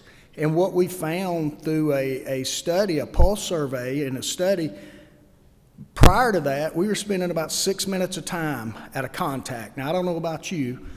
I can't say that's quality when you're worrying about a dog in the background or you're worrying about somebody else in another room. You may have kids around. And when we went to the video contact, that increased our interaction time to 23 minutes with an individual. We polled the officers. Overwhelmingly, they felt more connected to those that were serving. They felt that the individuals they were serving were more responsive. We also asked through a pulse survey those individuals under our supervision, and they reported the exact same thing. They thought it was quality, it was beneficial, they felt more connected, and they felt that that officer was really invested in what they had. So that's just an example of what we can do. With that, we certainly lessened our footprint and gotten us out of brick and mortar offices. We still have a footprint where we have day reporting centers. I don't think we will ever be able to get away from that. But we have closed several offices, and that's been an ongoing process. In fact, we've consolidated 43 offices. So that's 43 leases that we no longer ask the state for. Hope that answers your question, Senator. Thank you. To that point, is there any cost savings that you can pass along to this committee that consolidating those offices has led to? That has already been done that prior to, and right now we're in the middle of continuing to do that. What our goal ultimately would be having one office along with a day reporting center in each judicial circuit. So I think it comes more of a reinvestment, but previously those savings have already been realized. How about it? Thank you and appreciate your effort to get us back on schedule. Yes, sir. Doesn't go unnoticed. The facility in Savannah, is that a existing facility that will be repurposed, or is it a new construction, or? It's a new construction. Right. It's currently a built-to-suit lease with a new landlord. It's being constructed as we speak. Okay, do you have a timeline on? The timeline, it should be finished by the end of this year. Okay, thank you. If you don't mind restating that in the microphone so our friends on Zoom Yes, can hear. and I apologize. It is a build-to-suit site. It is already being under construction, and I would look at the timeline anywhere from 6 to 9 months, given the weather and any other unforeseen delays. And by the way, this is Olivia Duke. My apologies. She is our Chief Financial Officer. You're all good. We just have to try to take care of the 50-some-odd folks on Zoom. Yes, sir. I appreciate that. Again, as Chairman Burke said, thank you very much for keeping us on track, getting us back on track. So at this time, Seeing no other questions, we appreciate you being here. Yes, sir. Thank you. Commissioner Oliver and the Department of Juvenile Justice, if you will join us at the podium.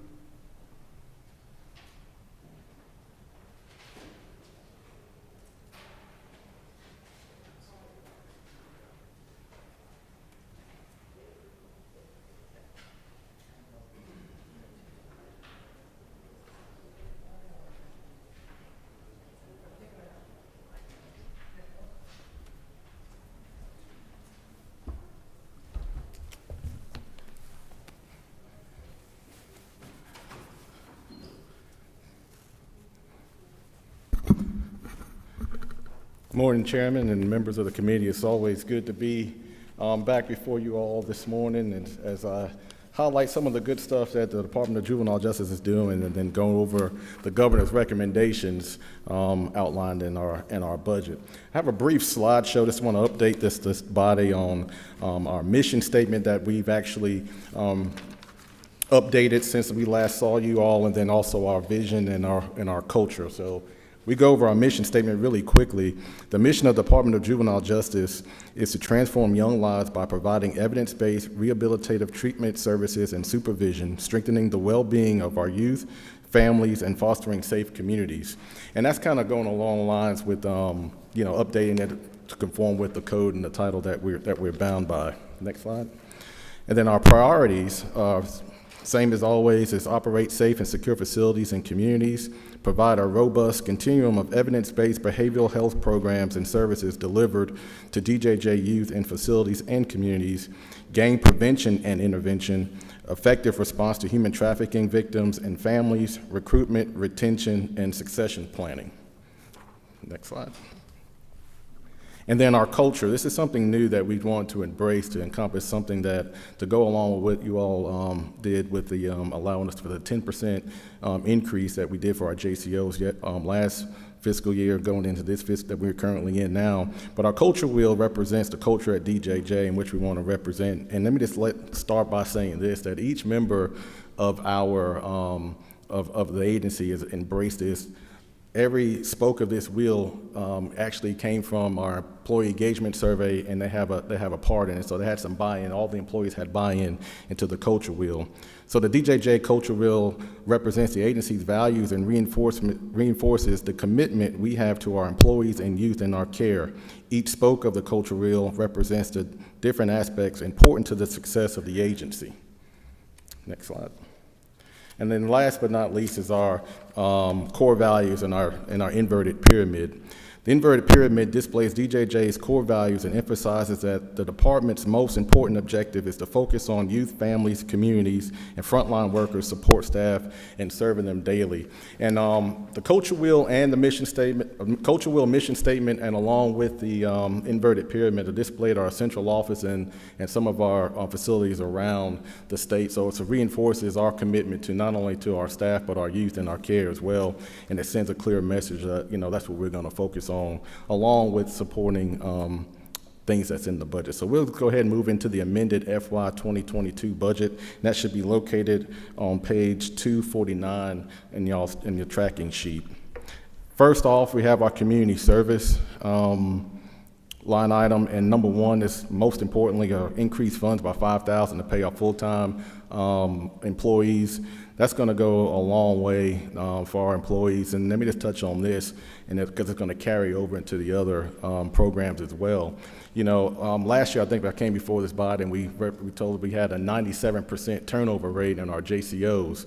Well, I'm proud to say this past fiscal year, we decreased that by 7%. It's still high, still 90%, but we're trending in the right direction.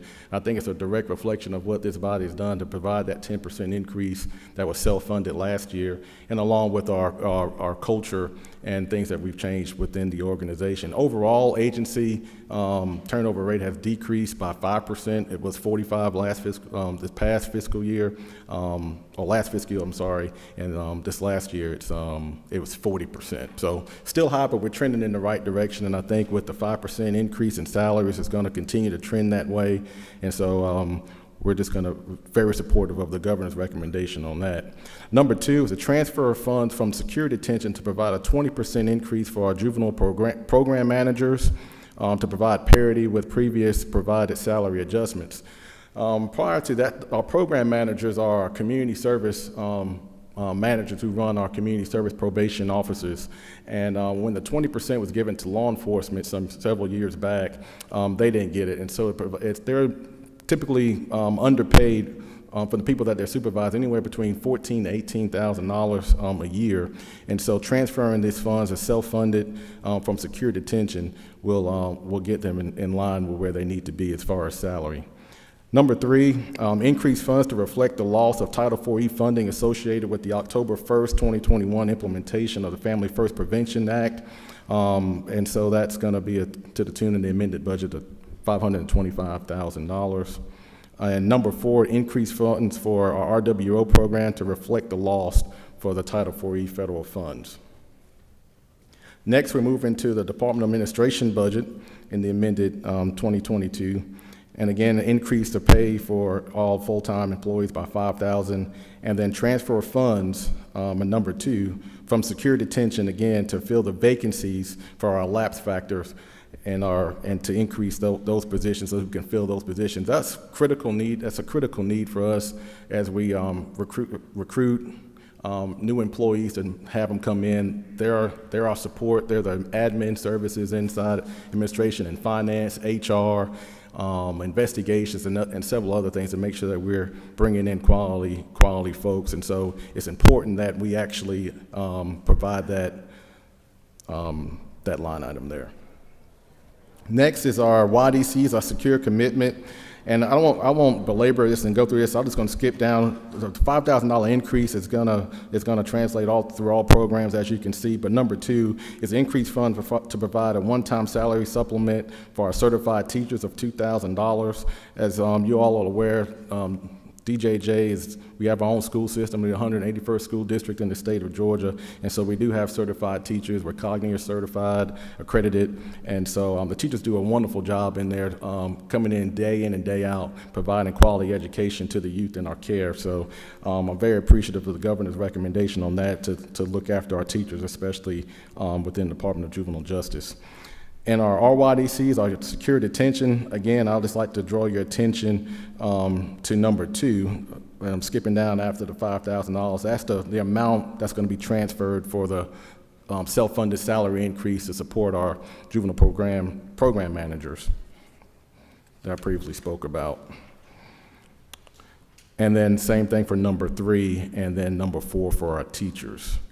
So moving on to the FY 2023 budget.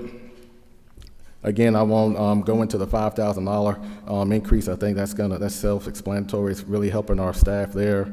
So we go down to number 2. Number 2 is the increased funds to allow eligible state employees to withdraw up to 40 hours of earned annual leave on their accrued balance. You know, when I sit there and I look at this, I think it's going to be a huge benefit for our employees, not only for DJJ, but across the state, because now they're going to be, it's kind of like a bonus. It rewards them for coming to work and building up that leave, and then they can choose to withdraw it at any time that they need it throughout that annual year or that fiscal year. And so they're able to get an extra 40 hours of pay as paid leave, as a check, as monetary gain into their pockets as need be, and they work hard day in and day out, and I think that's a very much needed recommendation from the governor, and I really appreciate him for putting that in there. Number 3 through 6 are just statewide adjustments, so I won't go through them. I'll draw your attention to number 7.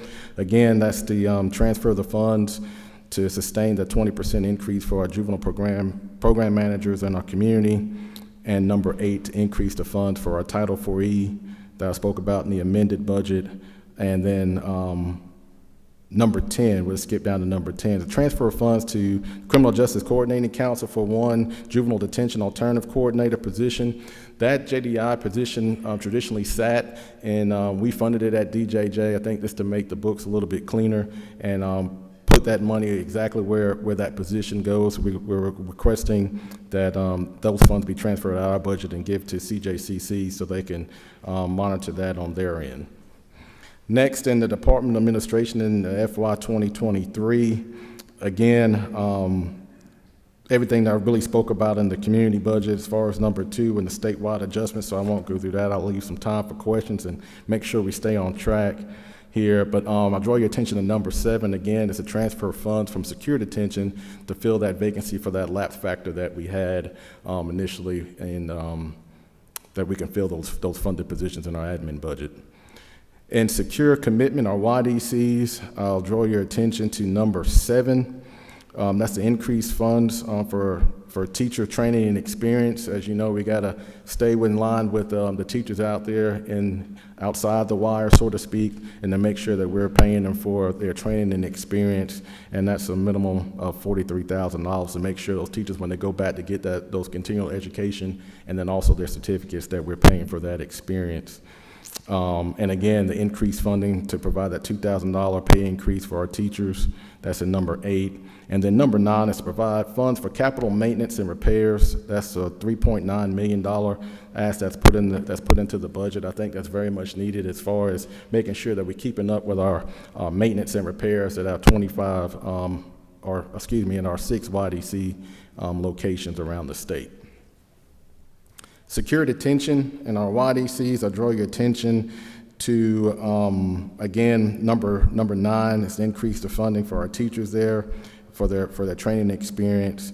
And then the number 10, the base, the salary increase to $2,000. And then finally, number 11 is the capital repairs to make sure that we keep in line and keeping up with our maintenance and repairs at our 19 locations around the state. That's about $1.8 million. And then our bond package, as you could see, we have a construction. I think that should be on page 392 in y'all's packet, and it's about middle ways of the page. It's construction of a YDC, Augusta, our YDC academic building, our educational building at Augusta. As you recall, this past fiscal year that we're currently in, you all funded the design for that building, and now we're asking for the construction, and we already have the design, and they should be starting the construction on that, on our housing unit very soon. And then number 2 is the design for our Millersville YDC expansion project. That's currently a 30-bed old facility in Millersville. We're going to try to expand it to a 56-bed to meet our needs for our long-term youth in the state. And so that's going to be an expansion there. And let me just touch on Millersville for just a second. And you may ask, well, why are we going to try to expand that? There's several things. One, Millersville location, we don't have a kitchen there, so we bring our food in from outside to our youth, all the meals. And so that's one of the expansions is actually going to provide a kitchen so we can actually provide, we have quality food, don't get me wrong, they get quality food, but make sure that it's not cold and the right temperature when they get there. So looking forward to that expansion and that project as well. And then also number 3 is design our Macon YDC. That's our all-girls facility. Right now they're in cottages, they're cottage style campus, a very large campus, to condense that campus and bring it in a little bit so we can better manage that population along with the medical unit there in Macon-Bibb County for our YDC. And that's all I have as far as the budget is concerned. But I just want to take a minute, if you will entertain, just to brag on our staff again for the job well done that they've done day in and day out. Not only especially during this pandemic. And oftentimes I sit and I think, some of us in some professions, they have the luxury of when they have COVID cases to work remotely, Zoom in, go home. But these men and women that work in these facilities, they can't do that. And they come in every day dedicated to providing a mentorship to the youth that they serve. And they go in every day and they do a phenomenal job. And our education does a phenomenal job too. Last year we graduated 81, 31 of those were high school graduates, 50 were GED graduates, and then we had 144 graduates in our Connections program. And our Connections program is our post-high school program where the kids were able to get certificates in forklift, welding. Some were duly enrolled in college courses. And so I'm very proud of the work that they're doing over in education. And I know I said a lot and trying to keep us on track with that. I'll yield the floor to any questions that you may have. You're in good shape. Thank you very much. You do have quite a few questions. So okay. if you'll bear with us, we'll start with Chairman Burke. Thank you, Mr. Chairman. Thanks for your presentation and the work you and your staff do for Georgia. I don't think it's appropriate for today, but just make sure during the subcommittee process that you bring some level of detail and timeline on those maintenance and projects that you're describing on both the YDC sections. Yes, sir. We'll probably want to dig into that a little bit. Yes, sir. Thank you. Thank you. Representative Dukes? Thank you, Mr. Chairman. Mr. Commissioner, I noticed that you said earlier that you had a 90-some% turnover, Yes, sir. and now it's down to 40. No, so our overall turnover rate for our agency is 40. It was previously for the last 2 fiscal years was 45. Our JCO, our juvenile correctional officer turnover rate last fiscal year was 97, and now it's at 90%. So it's still high, but we're trending in the right direction. We're at 70% reduction within the fiscal year. Have you all developed an overall plan as far as salaries so that we can be able to recruit and retain officers? Because basically there is a staggering cost in the training. Correct. So we're spending so much money in training and not enough money in retaining. Have you all done a comprehensive study such that you all can bring to us what it's going to take to be able to maintain those officers and keep them employed with the state? Have y'all done that? Yes, sir. I think that's a good question. You know, we did an employee engagement survey last year. We did a poll survey this year. The number one thing that was on that list was pay. But I think you can see with the support of this body last fiscal year, this current fiscal year that we're in, with the self-funded 10%, you know, that and again with our culture change that we did at the department, I think that made tremendous strides in reducing it by 7%. I think with this $5,000 increase, it gets us in line on where we need to be. If you think about it, you know, the JCOs, that job class in itself, from this past fiscal year, this current fiscal year that we're in, and hopefully when this passes, the $5,000 increase, they're going to receive a 26% increase. And so, you know, over the last 2 years, so that's pretty significant. And so when it translates into is that a JCO 1 coming into the door with no experience at all walks in the door at around $35,000 per year. After they receive training, they're just shy of $40,000 per year, and that's huge coming from, you know, when I took over in 2019, I think we were in the 20s, and then right low 30s after graduation. So I think we're trending in the right direction. Again, thanks to the governor's recommendation and the support of this body, I think we're going to be in good shape. But to answer your question again, yeah, we have done an in-house study as far as polling our people and seeing what it's going to take to keep them. We do exit interviews and we look at that data, but it's all pointing to 2 things. Number 1 was pay, and then number 2 was the culture, which we've addressed as well. Thank you. Reverend Williams, you up? Excuse me for stuttering, but I'm about to freeze to death. Well, I'm in the hot seat up here, so it feels pretty good. This is the budget committee. We're trying to keep the save money. Ain't nobody went to sleep in here for the last 2 days, but let me follow up very quickly Representative Dukes' questions. A few years ago, before you became Commissioner, thank you for your job. You've got one of the toughest jobs in state government, and I know that. Thank you, sir. Well, before you became Commissioner, I raised the question, in another life, believe it or not, I made a living on looking at businesses' cost of doing business. And it's an overlooked cost that has been a contributing factor to bankrupting a lot of businesses, and that's the cost of turnover. I would like for you, again, I'm going to ask another commissioner now, when we come to subcommittee, bring us a cost of your turnover.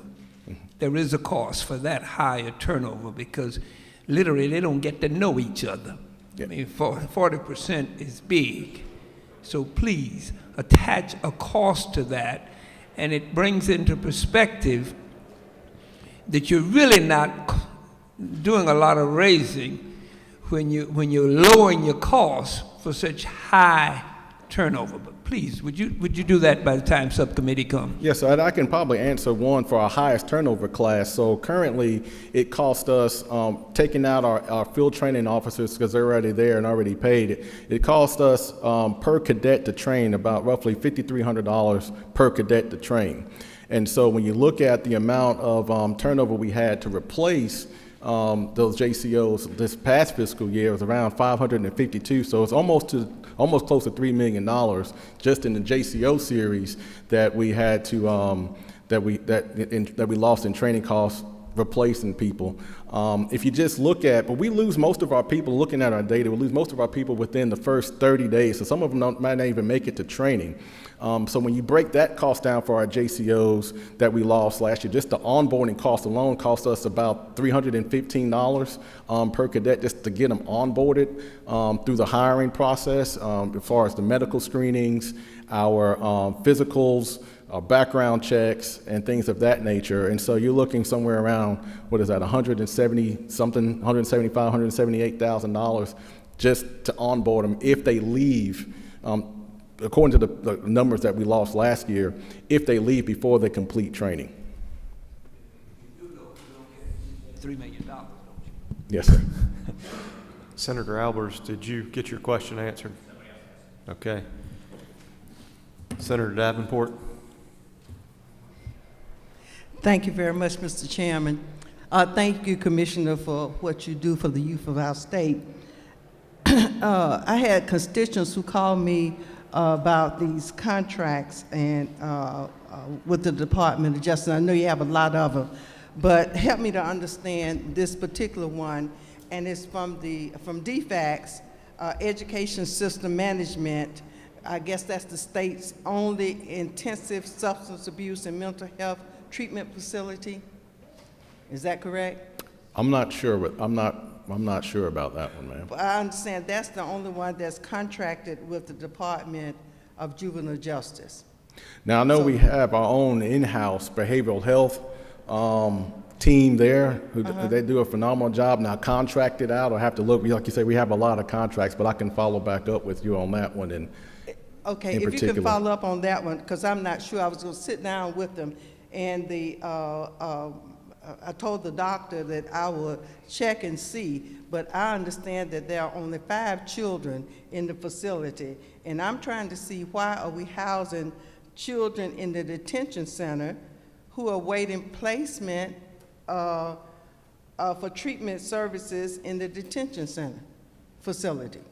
I told him that couldn't be possible. And the other thing that he said to me is that the Department of Justice contracted with the National Youth Placement Corps, but the department did not want to pay for services and goods that are related to COVID-19. And I told him that couldn't be possible because the state of Georgia got funds from the CARES Act, and we got money there for this purpose.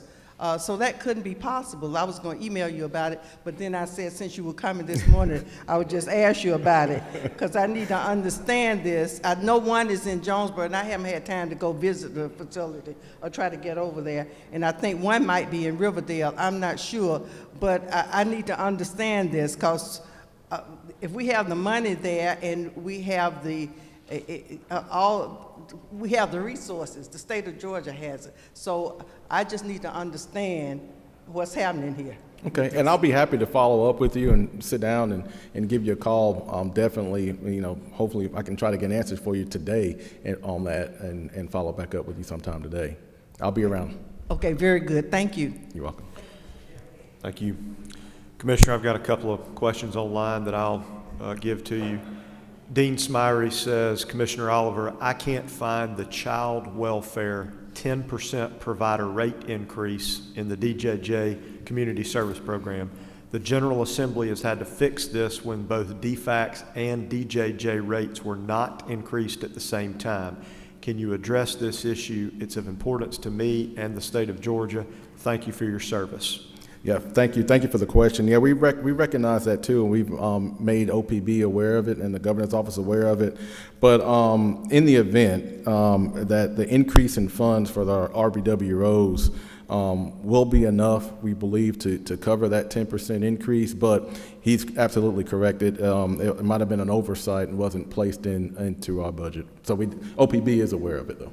Thank you very much. And I certainly would never speak for Dean Smyrie, but in the kind of vein of what's been said before, if you can firm that up and provide that absolutely directly to him and then in subcommittee as well. Absolutely. Next question from Chairman Burchett. Can you address how mental health issues are affecting those under your supervision and care? Yeah, mental health is affecting us, but again, I think we have a phenomenal team. I want to say, we have a high percentage of youth that are in our care, in our detention centers and on our YDCs are on the mental health caseload. And I wish I had Dr. Doyle here as our Director of Behavioral Health. She's actually not in town right now, but if she was here, she would tell you that most of our youth that are in our care have are on the mental health caseload, and somewhere between about 60 to 70% in our YDCs and over 50% in our RYDCs. I believe that's the correct number. Thank you. And Chairman Payne. Thank you, Mr. Chairman. Thank you, Commissioner, for being here. And as one of those former JCOs, I appreciate all that you've done for the agency in the recent years since you've been there. And your leadership is profound, and I mean that sincerely. Thank you. My question was talking about recidivism. I know COVID year kind of changes a lot of things, but is that on the right track as well? It is. It's 35%. So I think it was a slight uptick. I think about a 0.3% from the previous year, but we're still holding steady at about 35% recidivism. Thank you. You're welcome. I believe our final question, we've all heard that turnover number. I know that's not new to you. It's not new for this committee. And I believe, unfortunately, we see that across a number of state agencies. For this committee, and if that's now or again in subcommittee process, we hear often that increasing pay may simply not be enough because then competitors, the private sector, are simply increasing pay. What other creative ways or adjustments have you made to go out and recruit? As a small business owner, I believe recruitment's very important, but retention absolutely is maybe more important. So could you speak to that a little bit now? So, yeah, I think you're right. I think it's twofold, and I think you touched on it too. I think one, pay, but I think two, what we've done at the department, especially over the last couple of years, is we've done a good job of actually telling our story. We're on all social media sites. We have an excellent communications team, and that's where we actually recruit from, if you believe it or not. We had a lot of job fairs that our HR team, they do on-the-spot hiring. So, you can go to a job fair and have a contingent offer when you leave. But most of their people that come to that job fair, they come to us by way of our social media presence and advertising, and you can go on your phone, you can click and you can apply through Facebook for a position. And so we've been very successful with that aspect.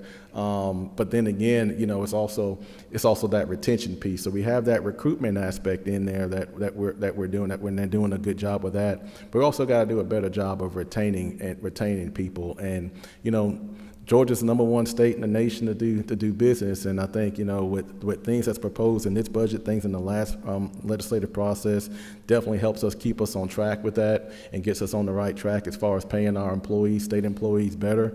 But we got to do a better job also, and I'm just speaking for Department of Juvenile Justice, certainly making sure that we create a culture to where people want to stay. I've worked for numerous of agencies and seen places where they play extremely well, but if that culture is not right, and you can't cast that vision, people will leave. And so I think we've done a good job over the last couple of years in doing that. And looking at our numbers, I think it speaks to that, especially when you got that 7% decrease again in our JCO rates, our 5% decrease overall for the agency turnover rate. I think we're trending in the right direction. So we're just going to continue to do a better job creating that culture. hopefully we get good support with the governor's recommendations here, and I think that's going to really propel us forward and keep us on track. Thank you very much, and forgive me, that was a question from Representative Roger Bruce. My last question, I'll close this out. Commissioner, what is that, in keeping with these questions we've been asking, what's the starting salary currently for that JCO? Currently, right now, I think they're starting it without this supplement, without this 5%. Let me get you the exact number here. Currently, they start coming in the door at $30,730. Thank you very much. You're welcome. All right, Commissioner, we appreciate your time. Thank you for keeping us on track. Thank you. Thank you. Absolutely.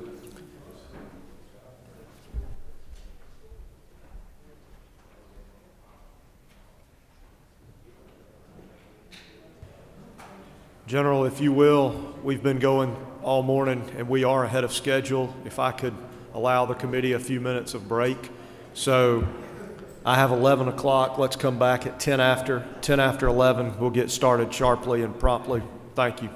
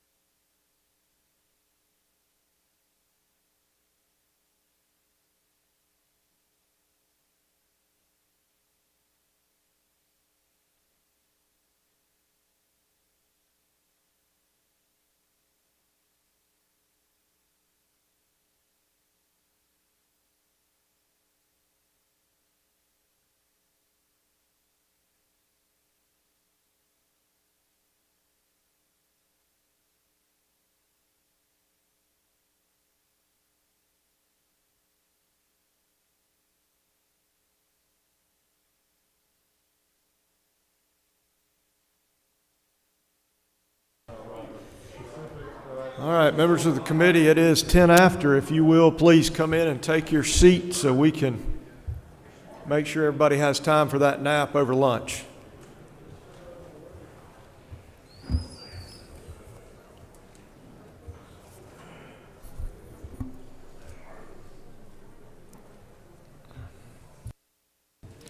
Again, to all our friends outside, we will get started in 1 minute. 1 minute.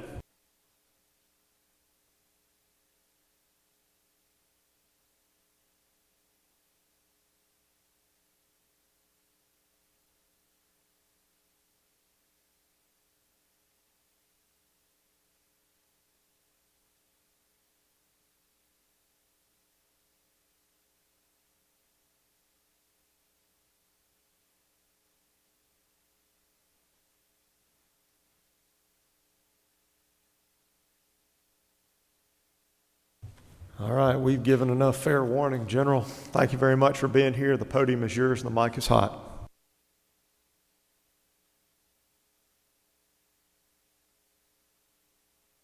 Gentlemen, I'm Major General Tom Carden, and I'm honored to brief you today as a senior servant in the Georgia National Guard. I'm accompanied today by Mr. Joe Ferrero, our Deputy Adjutant General, and Mr. Kenley Finlayson, our Finance Director. As you all know, the 15,000 men and women that serve in the Georgia Army National Guard, Georgia Air National Guard, and Georgia State Defense Force continue to do amazing work for our state and our nation. We have service members today deployed in 6 out of 6 geographic combatant commands around the world. If you'll hit the next slide, please. As you may have heard recently about issues in Ukraine, elements of the Georgia Air National Guard's 116th Air Control Wing are currently deployed to Europe and supporting efforts to deter Russian aggression. At the same time, many of you may have heard that North Korea has recently test-fired missiles to threaten their neighbors as well as the rest of the free world. The Georgia Army National Guard has a unit currently deployed in South Korea that is serving along the demilitarized zone with North Korea. These are just a couple of examples to demonstrate that the Georgia National Guard is more relevant and globally engaged than ever. I couldn't be more proud of the men and women that have repeatedly answered the call here at home and around the world. If you'll hit the next slide, please. At the outset of the COVID-19 pandemic, we deployed 3,206 service members to support a wide range of missions to help save lives and alleviate suffering of our fellow Georgians. During the Delta variant surge, we deployed 466 service members to help our overburdened hospitals, and today we have 245 service members supporting our public health professionals at 17 COVID testing sites, and we're supporting 11 hospitals with staffing augmentation. If you'll go to the next slide. And the next one. In addition to the previously mentioned requirements, we continue to operate a Youth Challenge program with campuses at Fort Stewart and Fort Gordon. In our 28 years of operation, we've graduated more than 18,000 cadets. We've worked hard to improve the program and to include the addition of a Job Challenge Academy that focuses on helping many of our top Youth Challenge graduates earn a vocational certification. The Youth Challenge and Job Challenge programs continue to provide the young men and women of our state a much-needed second chance. We endeavor to bend the odds toward their success thanks to your support. In terms of the adjusted fiscal year 22 budget, we have only 2 recommendations, both of which are included in Governor Kemp's budget proposal for 22. The first one can be found at 20.2.3 under military readiness on page 27. Is $63,873 for the operational cost associated with the bowling building in Millersville. As many of you may recall, we had a third Youth Challenge campus that was operated out of that building, but we had to shutter it during the budget cuts associated with the outset of the global pandemic. So we're having to upkeep and maintain that facility. It is backup space for overflow in case we have another hospitalization surge. And it's also part of our force structure strategic plan for the future of the Army National Guard in the event that we attract additional force structure to the state.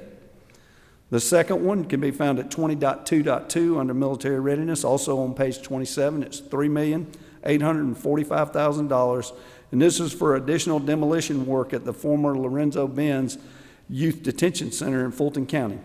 This effort will continue to give us an expansion opportunity as we continue to compete for force structure, capability, and additional federal funding.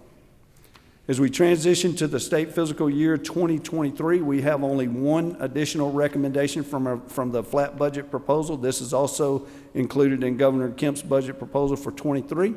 It can be found at 20.2.6 under military readiness on page 35. And it's $127,747 for the operational cost of the bowling building in Millersville, and it's the same justification that I provided under the small budget for 22. Also, in FY 2023, we have two bond recommendations that are part of Governor Kemp's plan, and those can be found on pages 141 and 142. And it's $12 million for site improvement and renovation of 6 readiness centers across the state, and this enables us to maintain our aging infrastructure and postures us for additional force structure as well as federal funding. The second one is a $4 million bond issue, and this is intended for our statewide readiness center repair and maintenance account. We appreciate your support and stand ready to answer any questions you might have. General, thank you very much. We do have a couple. I'll start with a couple of maybe we're not used to here in the legislature, a couple of pats on the back, no difficult questions. But first, from Representative Newlowitz, General Cardin, it's wonderful to see you today. I'm grateful for your accessibility, and I encourage my colleagues to take advantage of your hospitality at the headquarters in Cobb County. From Chairman Carson, thank you, General Cardin. The Youth Challenge Academy is an excellent program for our state. And finally, a question online before we go to the members here in person. From Representative Bonner, can you explain to the committee the funding our Guard and Air Guard receives from the federal government and how that augments our training and equipment? Well, you know, our budget is we have a very interesting funding model, to say the least. As this year with the ads, I think our state budget will be somewhere on the order of about $15 million, and it'll normalize a little bit next year at about $12 million. And by comparison, on the federal government side, we're probably somewhere in the order of somewhere between $550 and $600 million that essentially funds all the funding, force structure, and full-time manning associated with the federal mission. And it's sometimes complicated to try to explain that, but your investment, and I'm really thankful for this question from Representative Bonner, your investment in the Georgia National Guard, dollar for dollar, is returned to you in many cases 40-fold or more with respect to what you invest in your National Guard and what you get back in terms of your federal tax dollars coming back. And what it does for the governor and for all of you is it puts a capability in your toolkit that you can take that combat capability and bend it around a domestic crisis, as we have done time and time again. Obviously, if you look at our budget, our primary mission is to help be the primary combat reserve of the United States Army and the United States Air Force to fight and win America's wars. But we've taken that same capability, we've bent it around the pandemic, and I can't tell you how many lives that our soldiers and airmen have changed or saved during this pandemic, but I can assure you it's been more than one. And it could not have been done without your leadership and without your support. So I'm thankful for that question. And with respect to the comments, particularly from Representative Newlowitz and Cobb County, and I see we have Senator Kirkpatrick here from Cobb County and maybe others. I mean, our headquarters is open to you, and we want for you to come and see your investment. We jump at the opportunity to host you at our headquarters and to show you what we do and to do some static displays and meet some of the men and women that serve in your National Guard. Amen. Thank you very much for that.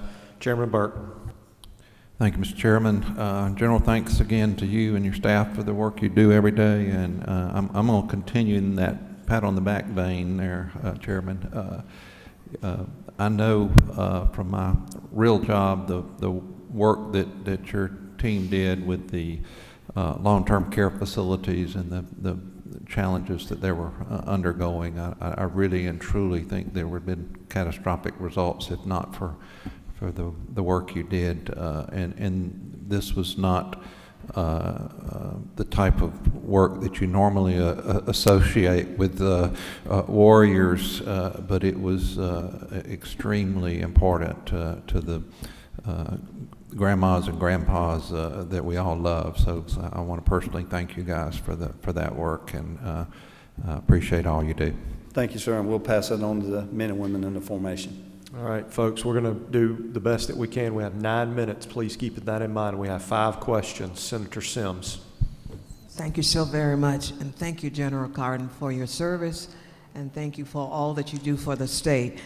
Quickly, your Youth Challenge Academies are amazing. They've been around for a very long time. It's just that in Southwest Georgia, we don't have one.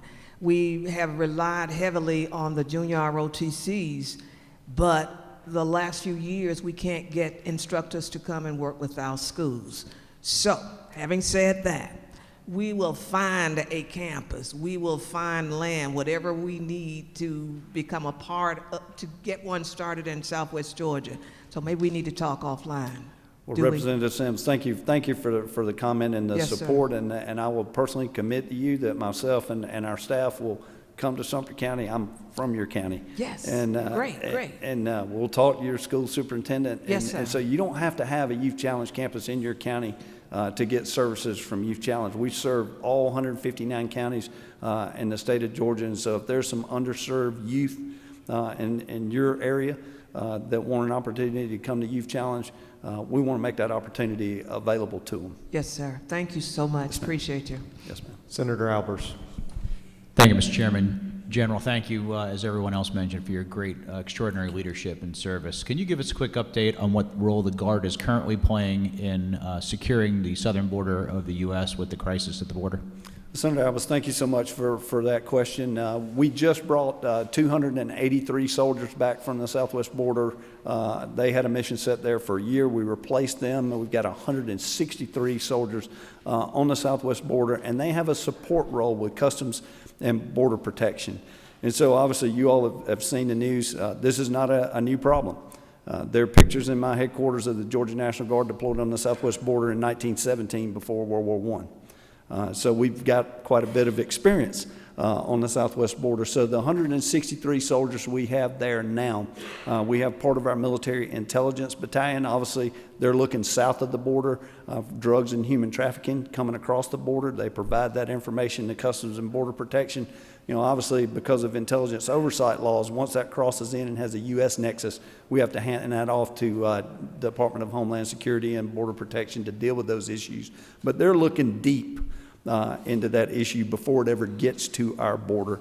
And then we have an artillery battalion that we've essentially retooled to provide some command and control on the border, specifically in the Rio Grande Valley, where they have monitoring stations there. Soldiers from across the nation come in and monitor those, and that unit is providing some command and control there. So we've been very engaged on the southwest border in the modern era, really since Operation Jumpstart in 2006. We've had a near, not completely, but near continuous presence with members of the Georgia National Guard on the southwest border.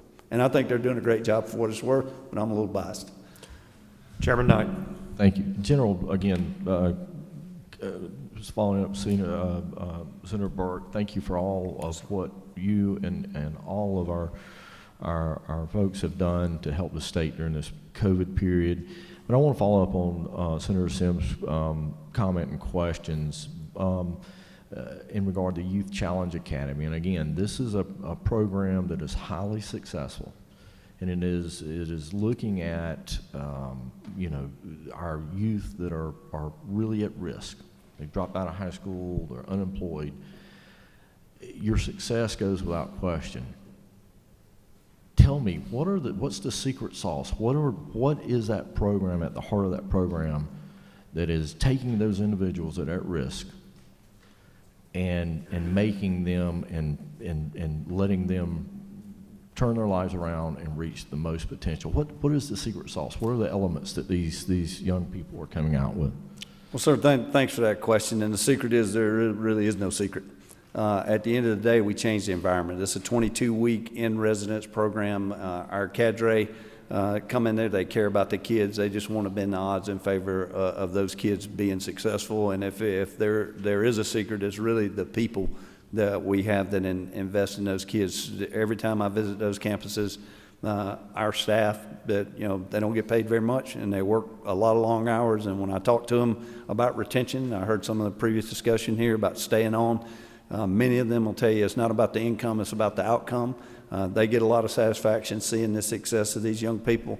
And I just think when we change their environment and we put them in a place where people have a little bit of faith in them and gives them a little bit of confidence, that it changes the math for a lot of them. I mean, the current Surgeon General in the state of Alaska, a neurosurgeon, graduated from Class 1, and I'm sure not every kid that graduated from our program goes on and does something on that order. But I'll tell you that investment and about the state I share, that's about $20,000 a kid for 22 weeks. I mean, versus $90,000 in a youth detention center, it's huge. But, and again, it is the folks that are there and they care about these kids, but what are those kids learning?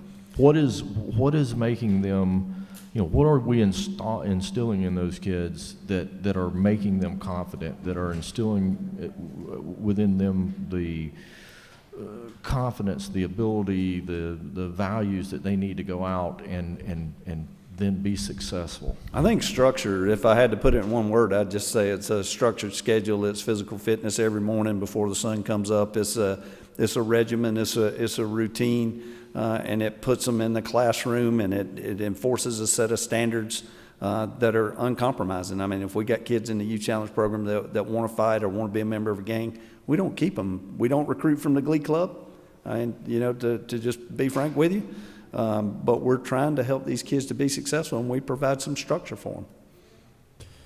2 minutes remaining. Senator Kirkpatrick.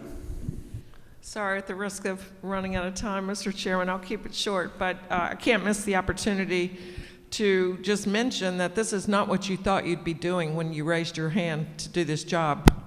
Yes, ma'am. Being the chief cook and bottle washer for the state of Georgia, and thank you very much for that. And also for hosting the Joint Defense Commission on 2 different occasions, the group that's looking out for our military bases. Just one question about the Youth Challenge Academy. I went to a fundraiser for that a couple years, 3 years ago maybe, and I guess the pandemic has really interfere with your ability to try to get funds from other outside forces. Do you have plans to go back to that again? Well, we have a foundation board for the Youth Challenge that does that outside of our organization. Obviously, in this uniform, I'm not in the fundraising business. That's but that foundation goes out there and does that. They provide some scholarships and that sort of thing for some of the most promising kids. And I know the foundation board is active. I think they'll have more opportunities as perhaps the pandemic lets us up off the mat. I pray it'll be that way in the coming year. But thanks for bringing that up. Representative Williams, final question. Thank you, Mr. Chairman. General, I represent Fort Stewart, and I heard what you just said. I know there's a criteria to get in, but I've been thinking that even a separate division, still Youth Challenge, I don't know what it would do nationally, but some alternative sentencing hooking up with the gang folk from Commissioner Reynolds, the 30% that did not do a felony, the structure, the getting up 5 o'clock when they used to getting up at 1. I think we could really save some money because we sent a lot of kids through that program. That's just something to be considered. Yes, sir. I mean, the standards for us, the 16 to 18-year-old young man or young woman out there that's not under a conviction, what we try to do is we try to catch them a little bit left of Department of Juvenile Justice or the Department of Corrections, and we try to bend those odds to keep them out of those facilities to start with. And we'll continue to partner with you and other members of the legislature to make sure we're getting at the right market. General, one final comment. We are at the end of our rope here, time-wise. From Representative Howard in Augusta. Thank you, General Cardin, for your service to the state of Georgia. I concur with my colleagues about the Youth Challenge and it being a second-to-none program. Briefly, how have you been able to carry the program throughout the pandemic? Well, quite frankly, Tom Cardin hadn't carried that program, and I just love to shine a light on the people that work in that program. I mean, Mr. Ferrero, Wallace Steinbrecher, and Tom Blackstock before him, and they work with the Department of Public Health to make sure that we came up with protocols where we continue to educate kids and we keep them safe. Those kids being home even during a pandemic is not helping them achieve their full potential. We opened back up as quick as we could, and we did that because we got great staff that are working down there at the user level. At best, all I can do is provide, essentially facilitate the success of the program by not getting in the way of the professionals that are down there at the user level. And so I try to stay out of their way and give them what they need and make sure Mr. Ferrero is working with them to give them a little guidance. And we're just so proud of what they've done for the youth of this state and wish we could just do more. Well, again, thank you very much, and we appreciate all that you do. Thank you for your time and keeping us on schedule. You bet. Thank you all very much. Thank you. Commissioner Ward, are you with us? Commissioner Ward, if you're outside and you can hear us.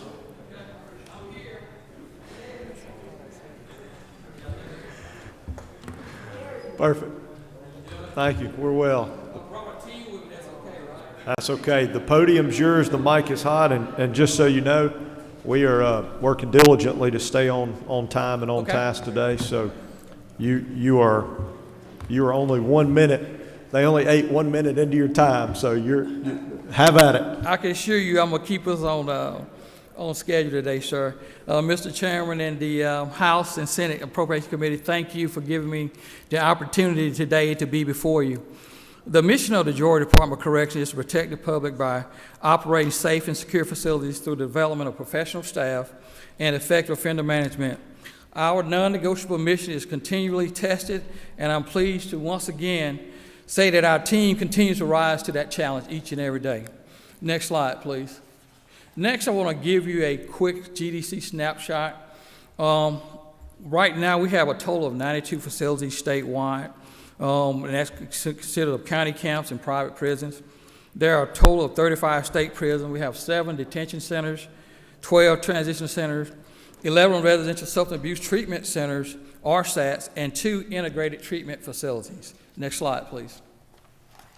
Next, you'll see a snapshot of our population for the last 2 years from 2020 to 2021. Our current prison population right now is 45,551. 73% of our offenders were convicted of a violent crime or a sex offense. 87% of our population has a security designation of close or medium. We have 14,103 that are validated gang affiliated, and those are ones that we validated using a scientific proven instrument. We know that number is much higher, but we have to use that validation instrument. In the last 24 months, we've averaged between 8,000 and 10,000 vacant beds system-wide, which has been a very big plus as we managed the pandemic over the year. We're able to close dormitories down, we're able to quarantine and make sure that those individuals are safe in our custody. Next slide, please. The next slide is a GDC snapshot of the sentencing for the Georgia prison population. Legacy legislation with the criminal justice reform stabilized the growing prison population by diverting individuals committing property crime and low-level drug offenses away from the prison system, but thus leaving us a more violent offender with a longer sentence. Current average length of sentence is almost 30 years for offender in our charge. Almost 65% of the offender population are serving sentences of 15 years or longer. 7,407 offenders are serving a life sentence, with 1,675 serving life without parole. Again, almost 1,700 individuals in my charge are serving life without parole. That's almost a whole facility with guys would have a life without parole sentence. Our current infrastructure was not designed to hold this more violent offender with a longer sentence, and the governor talked about that on yesterday when he addressed this body. Next slide, please.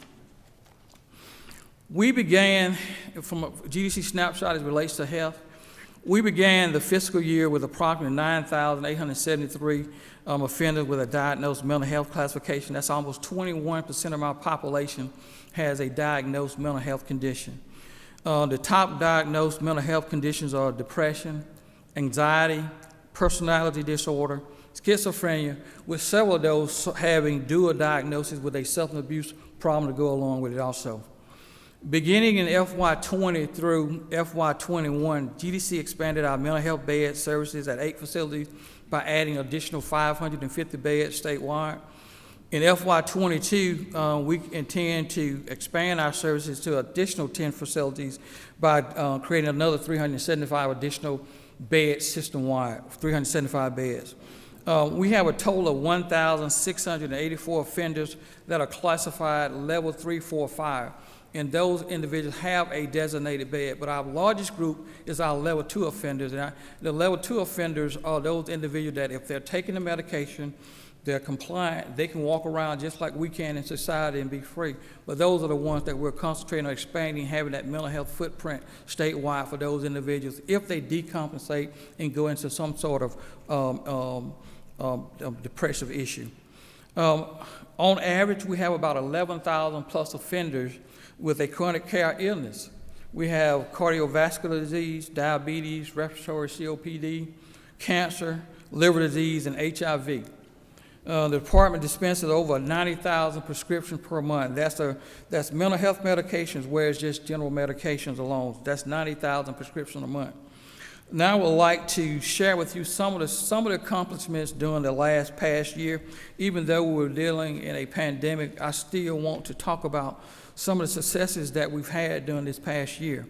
Some of the successes that we've had, we successfully had a successful procurement for our pharmacy and physical health care contract.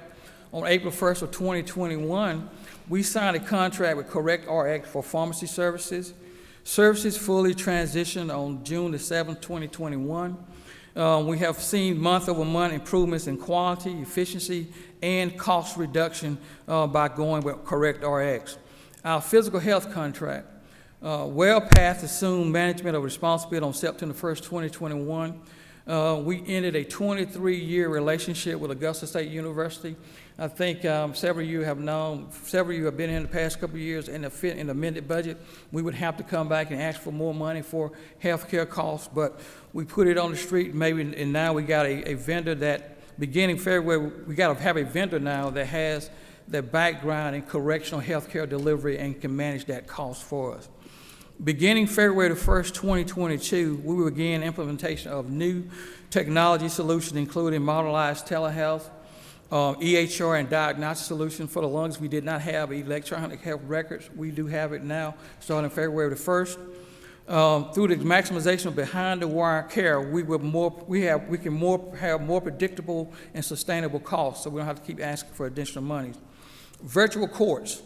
All 50 judicial circuits participate in virtual court hearings. We're averaging about 525 hearings per month.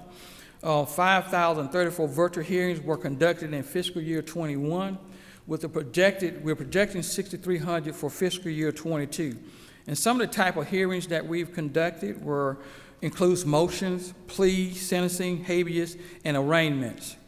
Also, I'm proud to say the American Correctional Association have accredited almost 63% of our state prisons, 100% of all our PDCs, 58% of our TC facilities have been accredited to date, and that's a national standard telling we are following policies and procedures at our facility, and that is an ongoing process. Our goal was to try to, by this date, to have been fully accredited, but due to the pandemic, we had to back off that process, but we're moving forward with that now. Next is another big accomplishment for the year was the offender tablet procurement. With offender tablets, improved security for web-based offender communication, mail scanning capabilities to accept legal communication. One of the biggest challenges that we have is contraband coming through the mail. But with this inmate tablet, we can scan the mail, send it to their tablets, and they can have it right there, and we hold that mail, don't have to worry about that. Only thing we have to screen after the process is legal mail coming in through the mail. Also, they'll be able to access virtual learning options for programming. They were all able to be scheduled sick call and telehealth appointments, complete electronic forms and grievances, and this will free up our correctional officers from having to do those tasks and duties because the offender will have that capability at their hands and won't have to do those mundane tasks anymore. Electronic offender classification and management system. This system utilizes advanced analytics to assess factors to determine best placement for these individuals, including the educational programming needs, gang affiliation, health and physical condition, and overall goal is to enhance the security and promote reentry programming by using this management system. And also, we're pleased to say that we've been nationally accredited. We have a nationally accredited digital forensic unit accredited by the American National Standards Accreditation Board.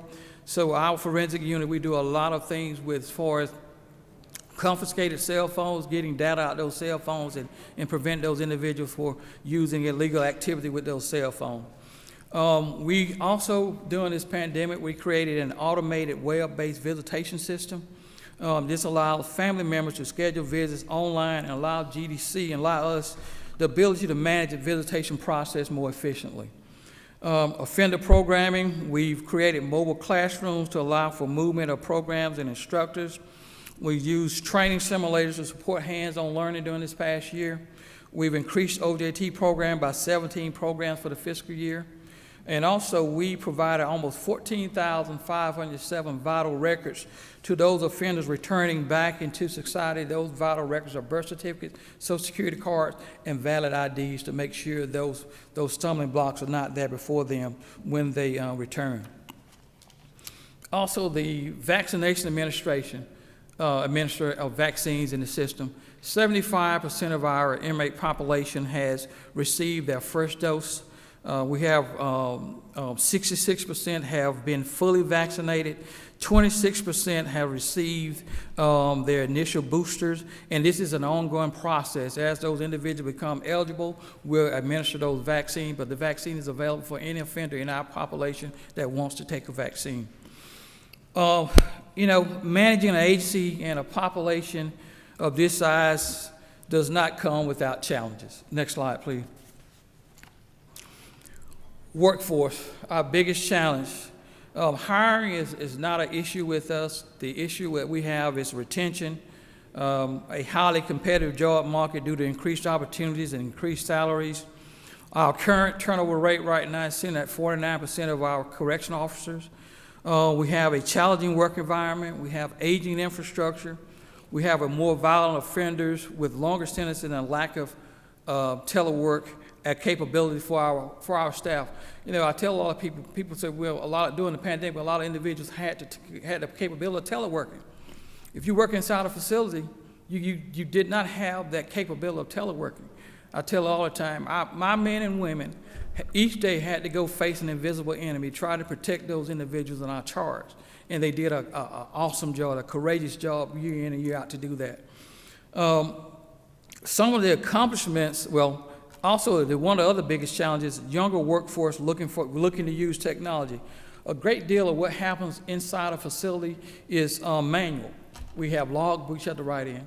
If you know any adult that you ask them to write something, their penmanship is awful. Population counts and locking controls, everything is manual. So that is a deterrent for a lot of our younger individuals who come and work for us. So we're pushing really hard to try to leverage technology for as a retention tool. And some of those accomplishments in that area is GDC has developed a strategic recruitment plan focused on recruitment and retention initiatives, professional development for our sergeants and lieutenants. One of the things that we found out that during the process of exit interviews, a lot of our cadets and officers leave because of frontline supervision. So we made a concerted effort to concentrate on those frontline supervisors about how they talk and treat the individual. Next is creative advertising, a one-stop recruitment events that streamlines the processes. GDPC, what we do, we pay for all the upfront costs for testing and reduce monetary barriers. So it's a cost to do a physical. We pay the physical. We do all of that. So it'll be one-stop shop. And so we eliminate all the barriers of a hiring process. And also, we've increased the frequency of each hiring event. We're averaging about 217 hiring events each month statewide. We've hired almost 1,300 COs this past fiscal year. Leveraging technology remains a retention tool. One of the things that you'll see in the budgetary acts when I move forward is about officer tablets. We are integrating officer tablets for those individuals. Like I said earlier, a lot of what we do is paper-driven. A lot of what we do is manual. So we have a officer tablet that the officer can do his rounds on that tablet. He can write dictionary reports. He can do his count right there at his fingertips. He don't have to do all the mundane things of using that pen and paper type drill. And also, I would like to thank this chamber for last year. They gave us a 10% raise internally to help increase the salary of those in our charge. And with the $5,000 that the governor's given, that's going to really push us up because the current minimum salary with the $5,000 for an individual at a minimum security prison will be $36,044. And with the governor's recommendation, the starting salary at a close security facility will be $39,144. After 6 months, we automatically give a 10%, after a year, we automatically give a 10% increase. So if a person at a minimum security facility stays with us for at least a year, they can be making $39,648. And at a close facility, they stay with us a year, they can be making $43,058. So it's a really big boost up right there. Absolutely. Commissioner, we are very short on time and we have lots of questions. I'd like to see if we could take just a couple of those, if you'd be agreeable to that. Okay. Chairman Albers. Thank you, Mr. Chairman. Commissioner, thank you for the work of all the corrections and your leadership. Three very quick questions. First one is, how are we budgeting for putting cell phone jammers in every prison that the state is in charge of? The second question, what are we doing to break up the gang activity that is happening? And the last question is where does Georgia fit in pay parity versus other states in the Southeast, even with the $5,000 pay increase? Right now, three great questions. Right now, we are implementing a Hawkseer technology at Hancock State Prison, up in operation. Well, I think we had this question, and I didn't get to the governor's recommendation about he's giving me $600 million to purchase a facility and build a new one. One of the biggest challenges we have with cell phone jamming technology is it's very hard to add that technology to aging infrastructure. But we have partnered with several vendors.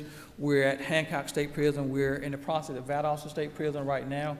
We have Wilcox State Prison that's online to do that with the jamming technology. But again, it is a constant struggle to prevent those individuals to getting to that technology because of the aging infrastructure, but we haven't stopped. We'll continue to install those. And the issue with the capability with the gangs, as I spoke earlier, we've partnered with a company by the name of Optimo that gives us a unique perspective as far as classification and identifying individuals and placement of those individuals. And that has given us a better leeway of identifying those individuals up front and making sure we have appropriate placement to put those individuals. And also, I think last year I spoke to you all about our evidence-based facilities. You know, we had to create a space for an individual who said, hey, I want to get out of a gang. And so we created evidence-based prison at Hancock State Prison. I want to say the number is small. We got like 98 who's already denounced. And the big key is, I don't care if you denounce or not, if you commit not to commit that criminal act if you're still there, you know, not while you're in a facility. So we're working on that. And the third question left, what was the third one?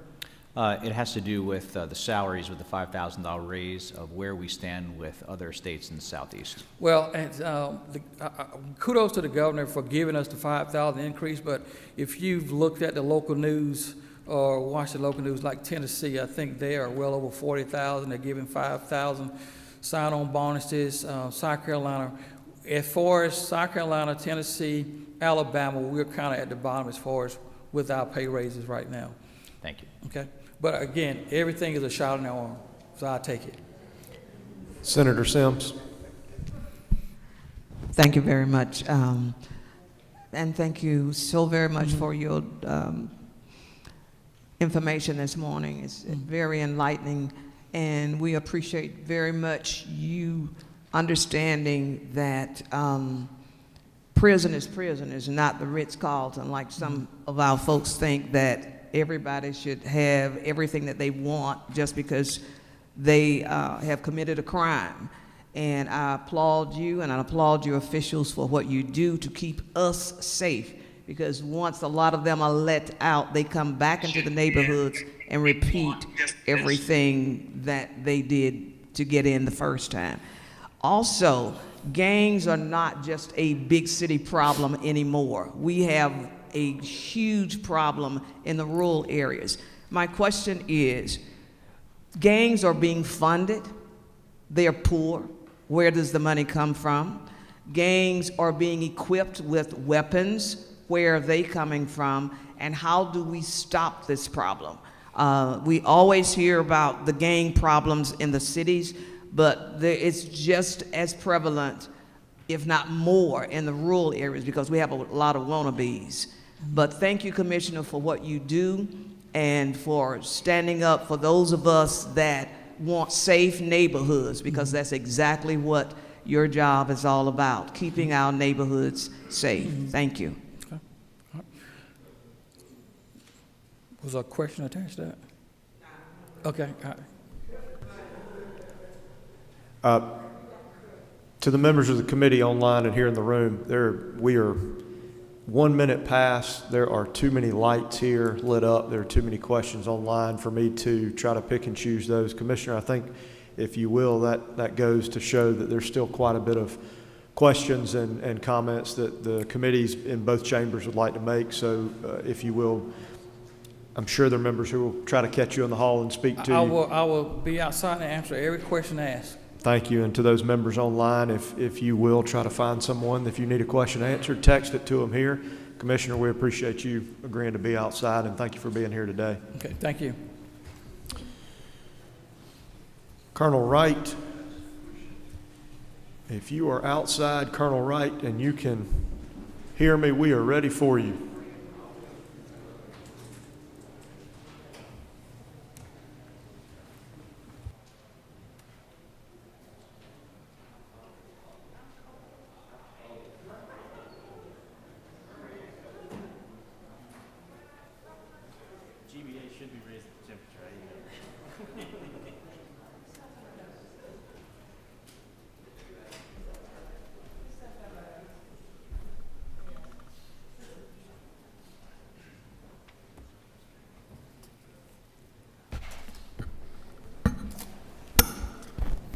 Colonel Wright, thank you for being with us today, and thank you for what you do and what your department does. The floor is yours. All right. Thank you, Mr. Chairman. Good morning, Mr. Chairman. It's an honor for me to speak with you this morning and the members of the committee on behalf of everyone at the Department of Public Safety. The employees of the Department of Public Safety are committed to working closely with you in a transparent and responsive manner. Our goal is to provide the highest level of law enforcement services to the citizens of our state, consistent with our core values of trust, compassion, professionalism, and fortitude. Next slide. Each member of this agency has worked extremely hard to build meaningful and lasting relationships with fellow citizens, community leaders, and other law enforcement organizations. The positive interactions that our employees make every single day will pay huge dividends not only for this agency but for this state and for the entire law enforcement community. We expect every single one of our members to be leaders in their community. I'd like to share with you some of the hard work that DPS has accomplished this year. Next slide. DPS is regularly involved in community-related activities to further support those we serve. This past year, we proudly participated in Faith and Blue events across the state. Each year, DPS partners with local Toys for Tots organizations and participates in annual Shop with a Cop and Clark's Christmas Kids events to help ensure children across our state have memorable Christmases. We also participate in countless community and recruiting events to promote our agency and represent Georgia. Troopers across the state conducted 480,000 traffic stops last year, which resulted in the issuance of 335,000 citations, 417,000 warnings. They also removed 14,443 impaired drivers from our roadways. Troopers also assisted 11,200 stranded motorists. Our motor carrier officers conducted more than 78,000 commercial vehicle inspections, which resulted in 188,000 discovered violations and almost 25,000 out-of-service violations. They too arrested 587 commercial vehicle drivers who were under the influence. The Capitol Police Division conducted over 60,000 area checks, 27,000 foot patrols, and monitored 92 protests here on Capitol Hill and investigated 28 suspicious packages. We continue to work with GBA to improve security in and around Capitol Hill. Under Governor Kemp's leadership and direction, DPS has been at the forefront of crime suppression in the city of Atlanta. Since April 9th, 2021, the Crime Suppression Detail has conducted more than 18,000 traffic stops here in the city of Atlanta, which has resulted in 448 DUI arrests, 12,000 citations, 14,000 warnings, and impounded over 1,000 vehicles. The detail has recovered 260 stolen weapons and 256 stolen vehicles. The value of those stolen vehicles is estimated at $5.1 million. They have also apprehended 336 wanted fugitives, including 23 murder suspects. Next slide, please. Last year, our SWAT team answered 148 calls for service at the request of our local and federal agencies. These calls included barricaded gunmen, apprehension of murder suspects, hostage situations, high-risk warrant services, and drone operations for missing and wanted persons. Our dive team responded to 16 calls for service, including 7 body recoveries and 5 evidence recovery operations. DPS has worked to increase our canine footprint across the state. They have proven to be a very valuable resource to our operations. We currently have 23 canines throughout the state, which include 14 narcotic canines, 5 explosive canines, and 4 dual-purpose canines. We intend to expand this program this year to 30. Next slide, please. Our aviation division conducted 1,143 flights last year, including 324 search missions and 6 rescue missions. Next slide, please. Our Office of Public Safety Support helped more than 2,200 individuals in the public safety community following a critical incident in their lives. They also conducted 82 group stress debriefings after critical incidents within those various organizations throughout the state. The Office of Public Safety Support is committed to helping and supporting those in the public safety community. Mr. Chairman, we appreciate the contributions made by each of our employees. While the mission of our agency must always remain our priority, we cannot achieve that success without those employees. Their commitment, courage, and professionalism are unparalleled. Whether on the front lines or behind the scenes, each are critical in keeping Georgia safe. Next slide, please. Mr. Chairman, please refer to the Governor's budget book for our amended fiscal year 22 budget. It can be found on page 300, and the fiscal year 23 budget can be found on page 302. The Department of Public Safety fully supports the Governor's recommendation for amended fiscal year 22, which includes funds for a $5,000 pay increase across all programs totaling $6.8 million. We believe this pay increase will be impactful for each of our employees and will be a major step in helping our agency recruit and retain our workforce. Next slide.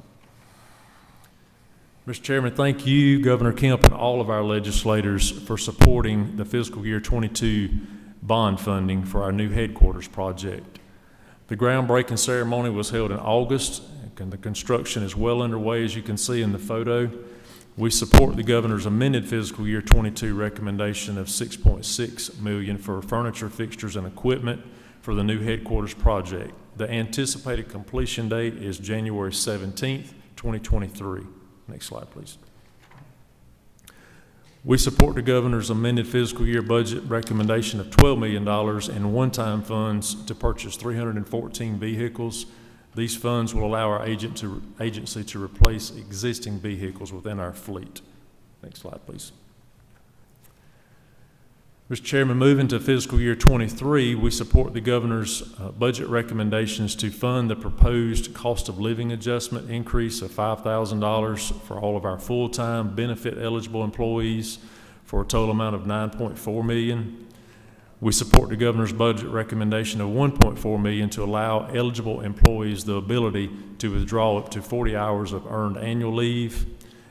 We also support the recommendation of $4.9 million to reflect the change in the employee retirement contributions for ERS and TRS. And DPS also supports the governor's recommendation of $582,345 to adjust agency premiums for DOAS insurance and $47,425 for an adjustment to the team's work billing. Next slide, please.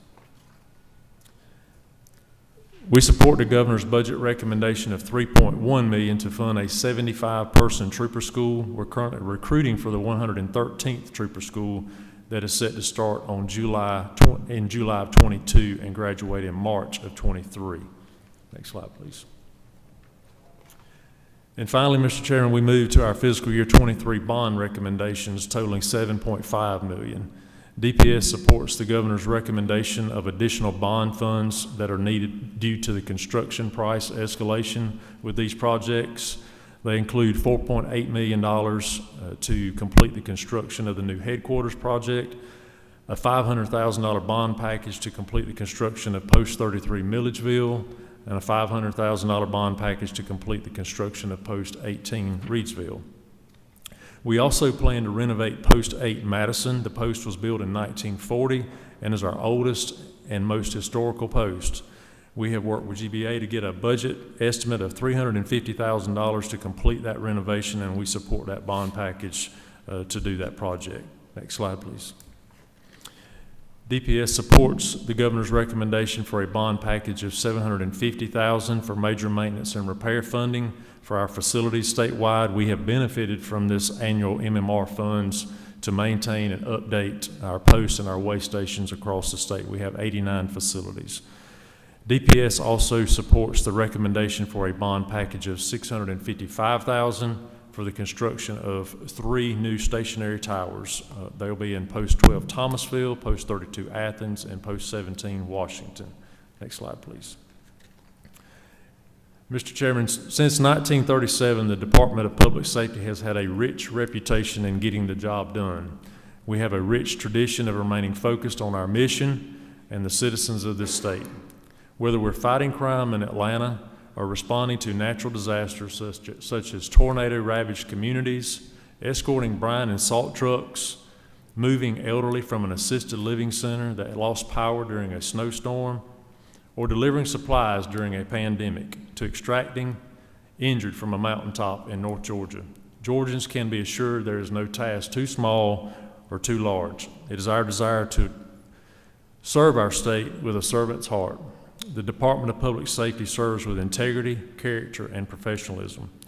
On March 19th, 2022, the Department of Public Safety will celebrate 85 years of wisdom, justice, and moderation to our great state.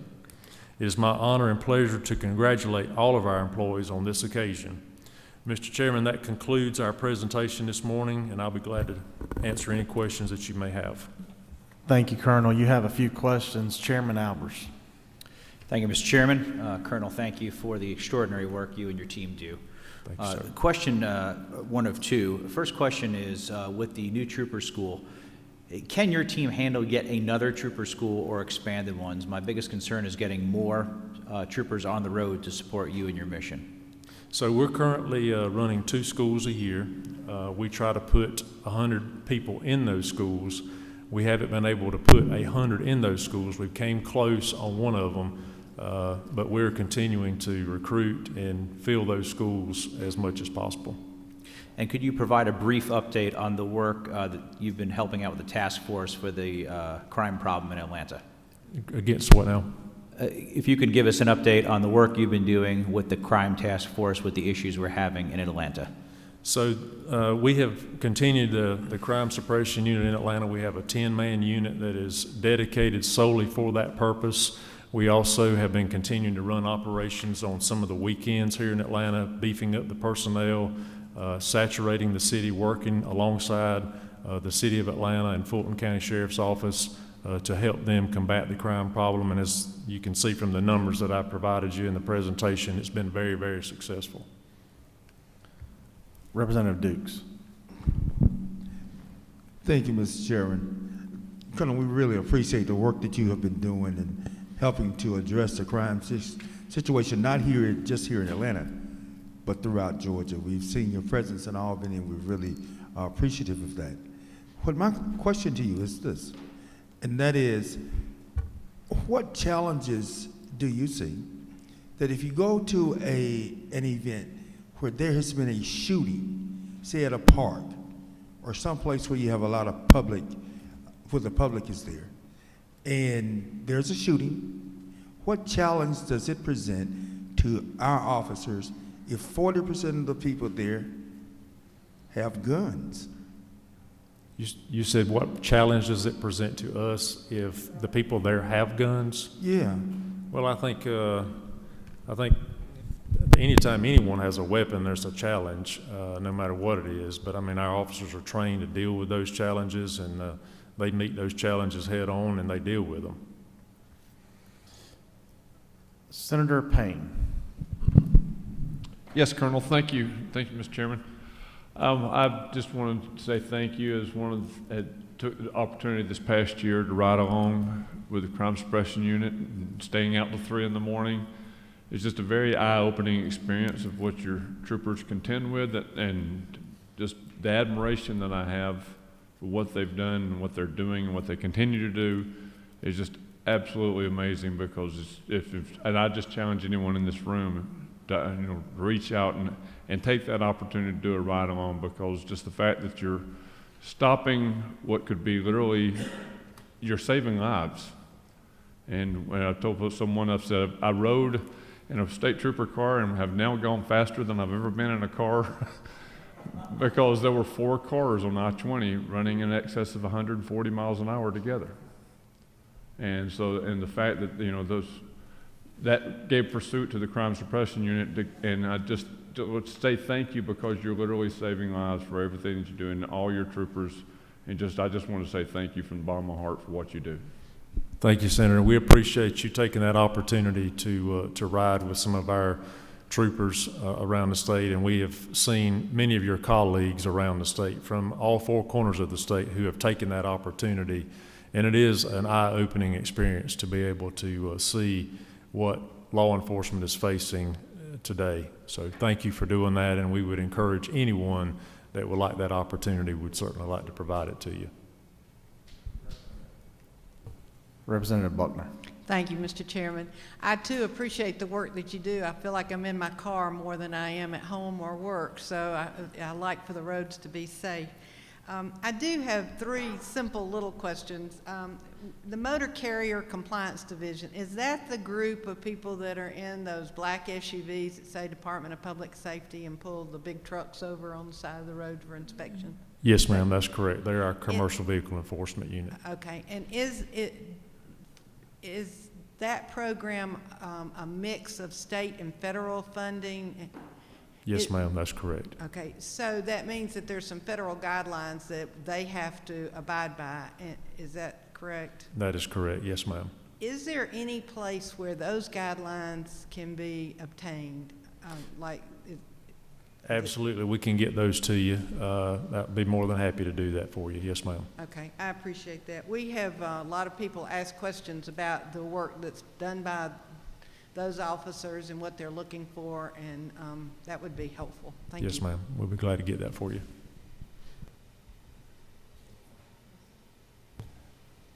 Colonel, thank you for being here today. I want to echo the comments of Senator Payne and others. We really appreciate what the men and women in blue and gray are doing to protect us daily. Thank you for your help, and we know it's a team effort of you and DNR and others who are on the Crime Suppression Unit, and also when you're called out to do things like you did last weekend and may get called out again this weekend. Thank you for your work to keep our community safe. Thank you, Mr. Chairman. I just want to say thank you to each and every one of y'all for the support. The support is so important to the people who put a uniform each and every day. And just to be able to hear that, and for them to be able to hear that, goes a very long way. And we have seen a lot of success this year, and it's because of the governor's leadership, obviously, but secondly, it's because of good partnerships between the state agencies and the local agencies. The relationship that we have with Atlanta PD and Fulton County Sheriff's Office is very, very strong, and that's important. And we need to do that good work on behalf of the citizens, so thank y'all. Thank you, and thank you also for leaving time for questions. I know the members appreciate that, so I appreciate that in your presentation. Members, we have reached our lunch break. It's 12:15. The good colonel was able to get us out 5 minutes earlier, so you can enjoy an extra peanut butter and jelly sandwich. We will be back at 1:30 to hear from the state school superintendent and the acting chancellor for USG. We stand a break.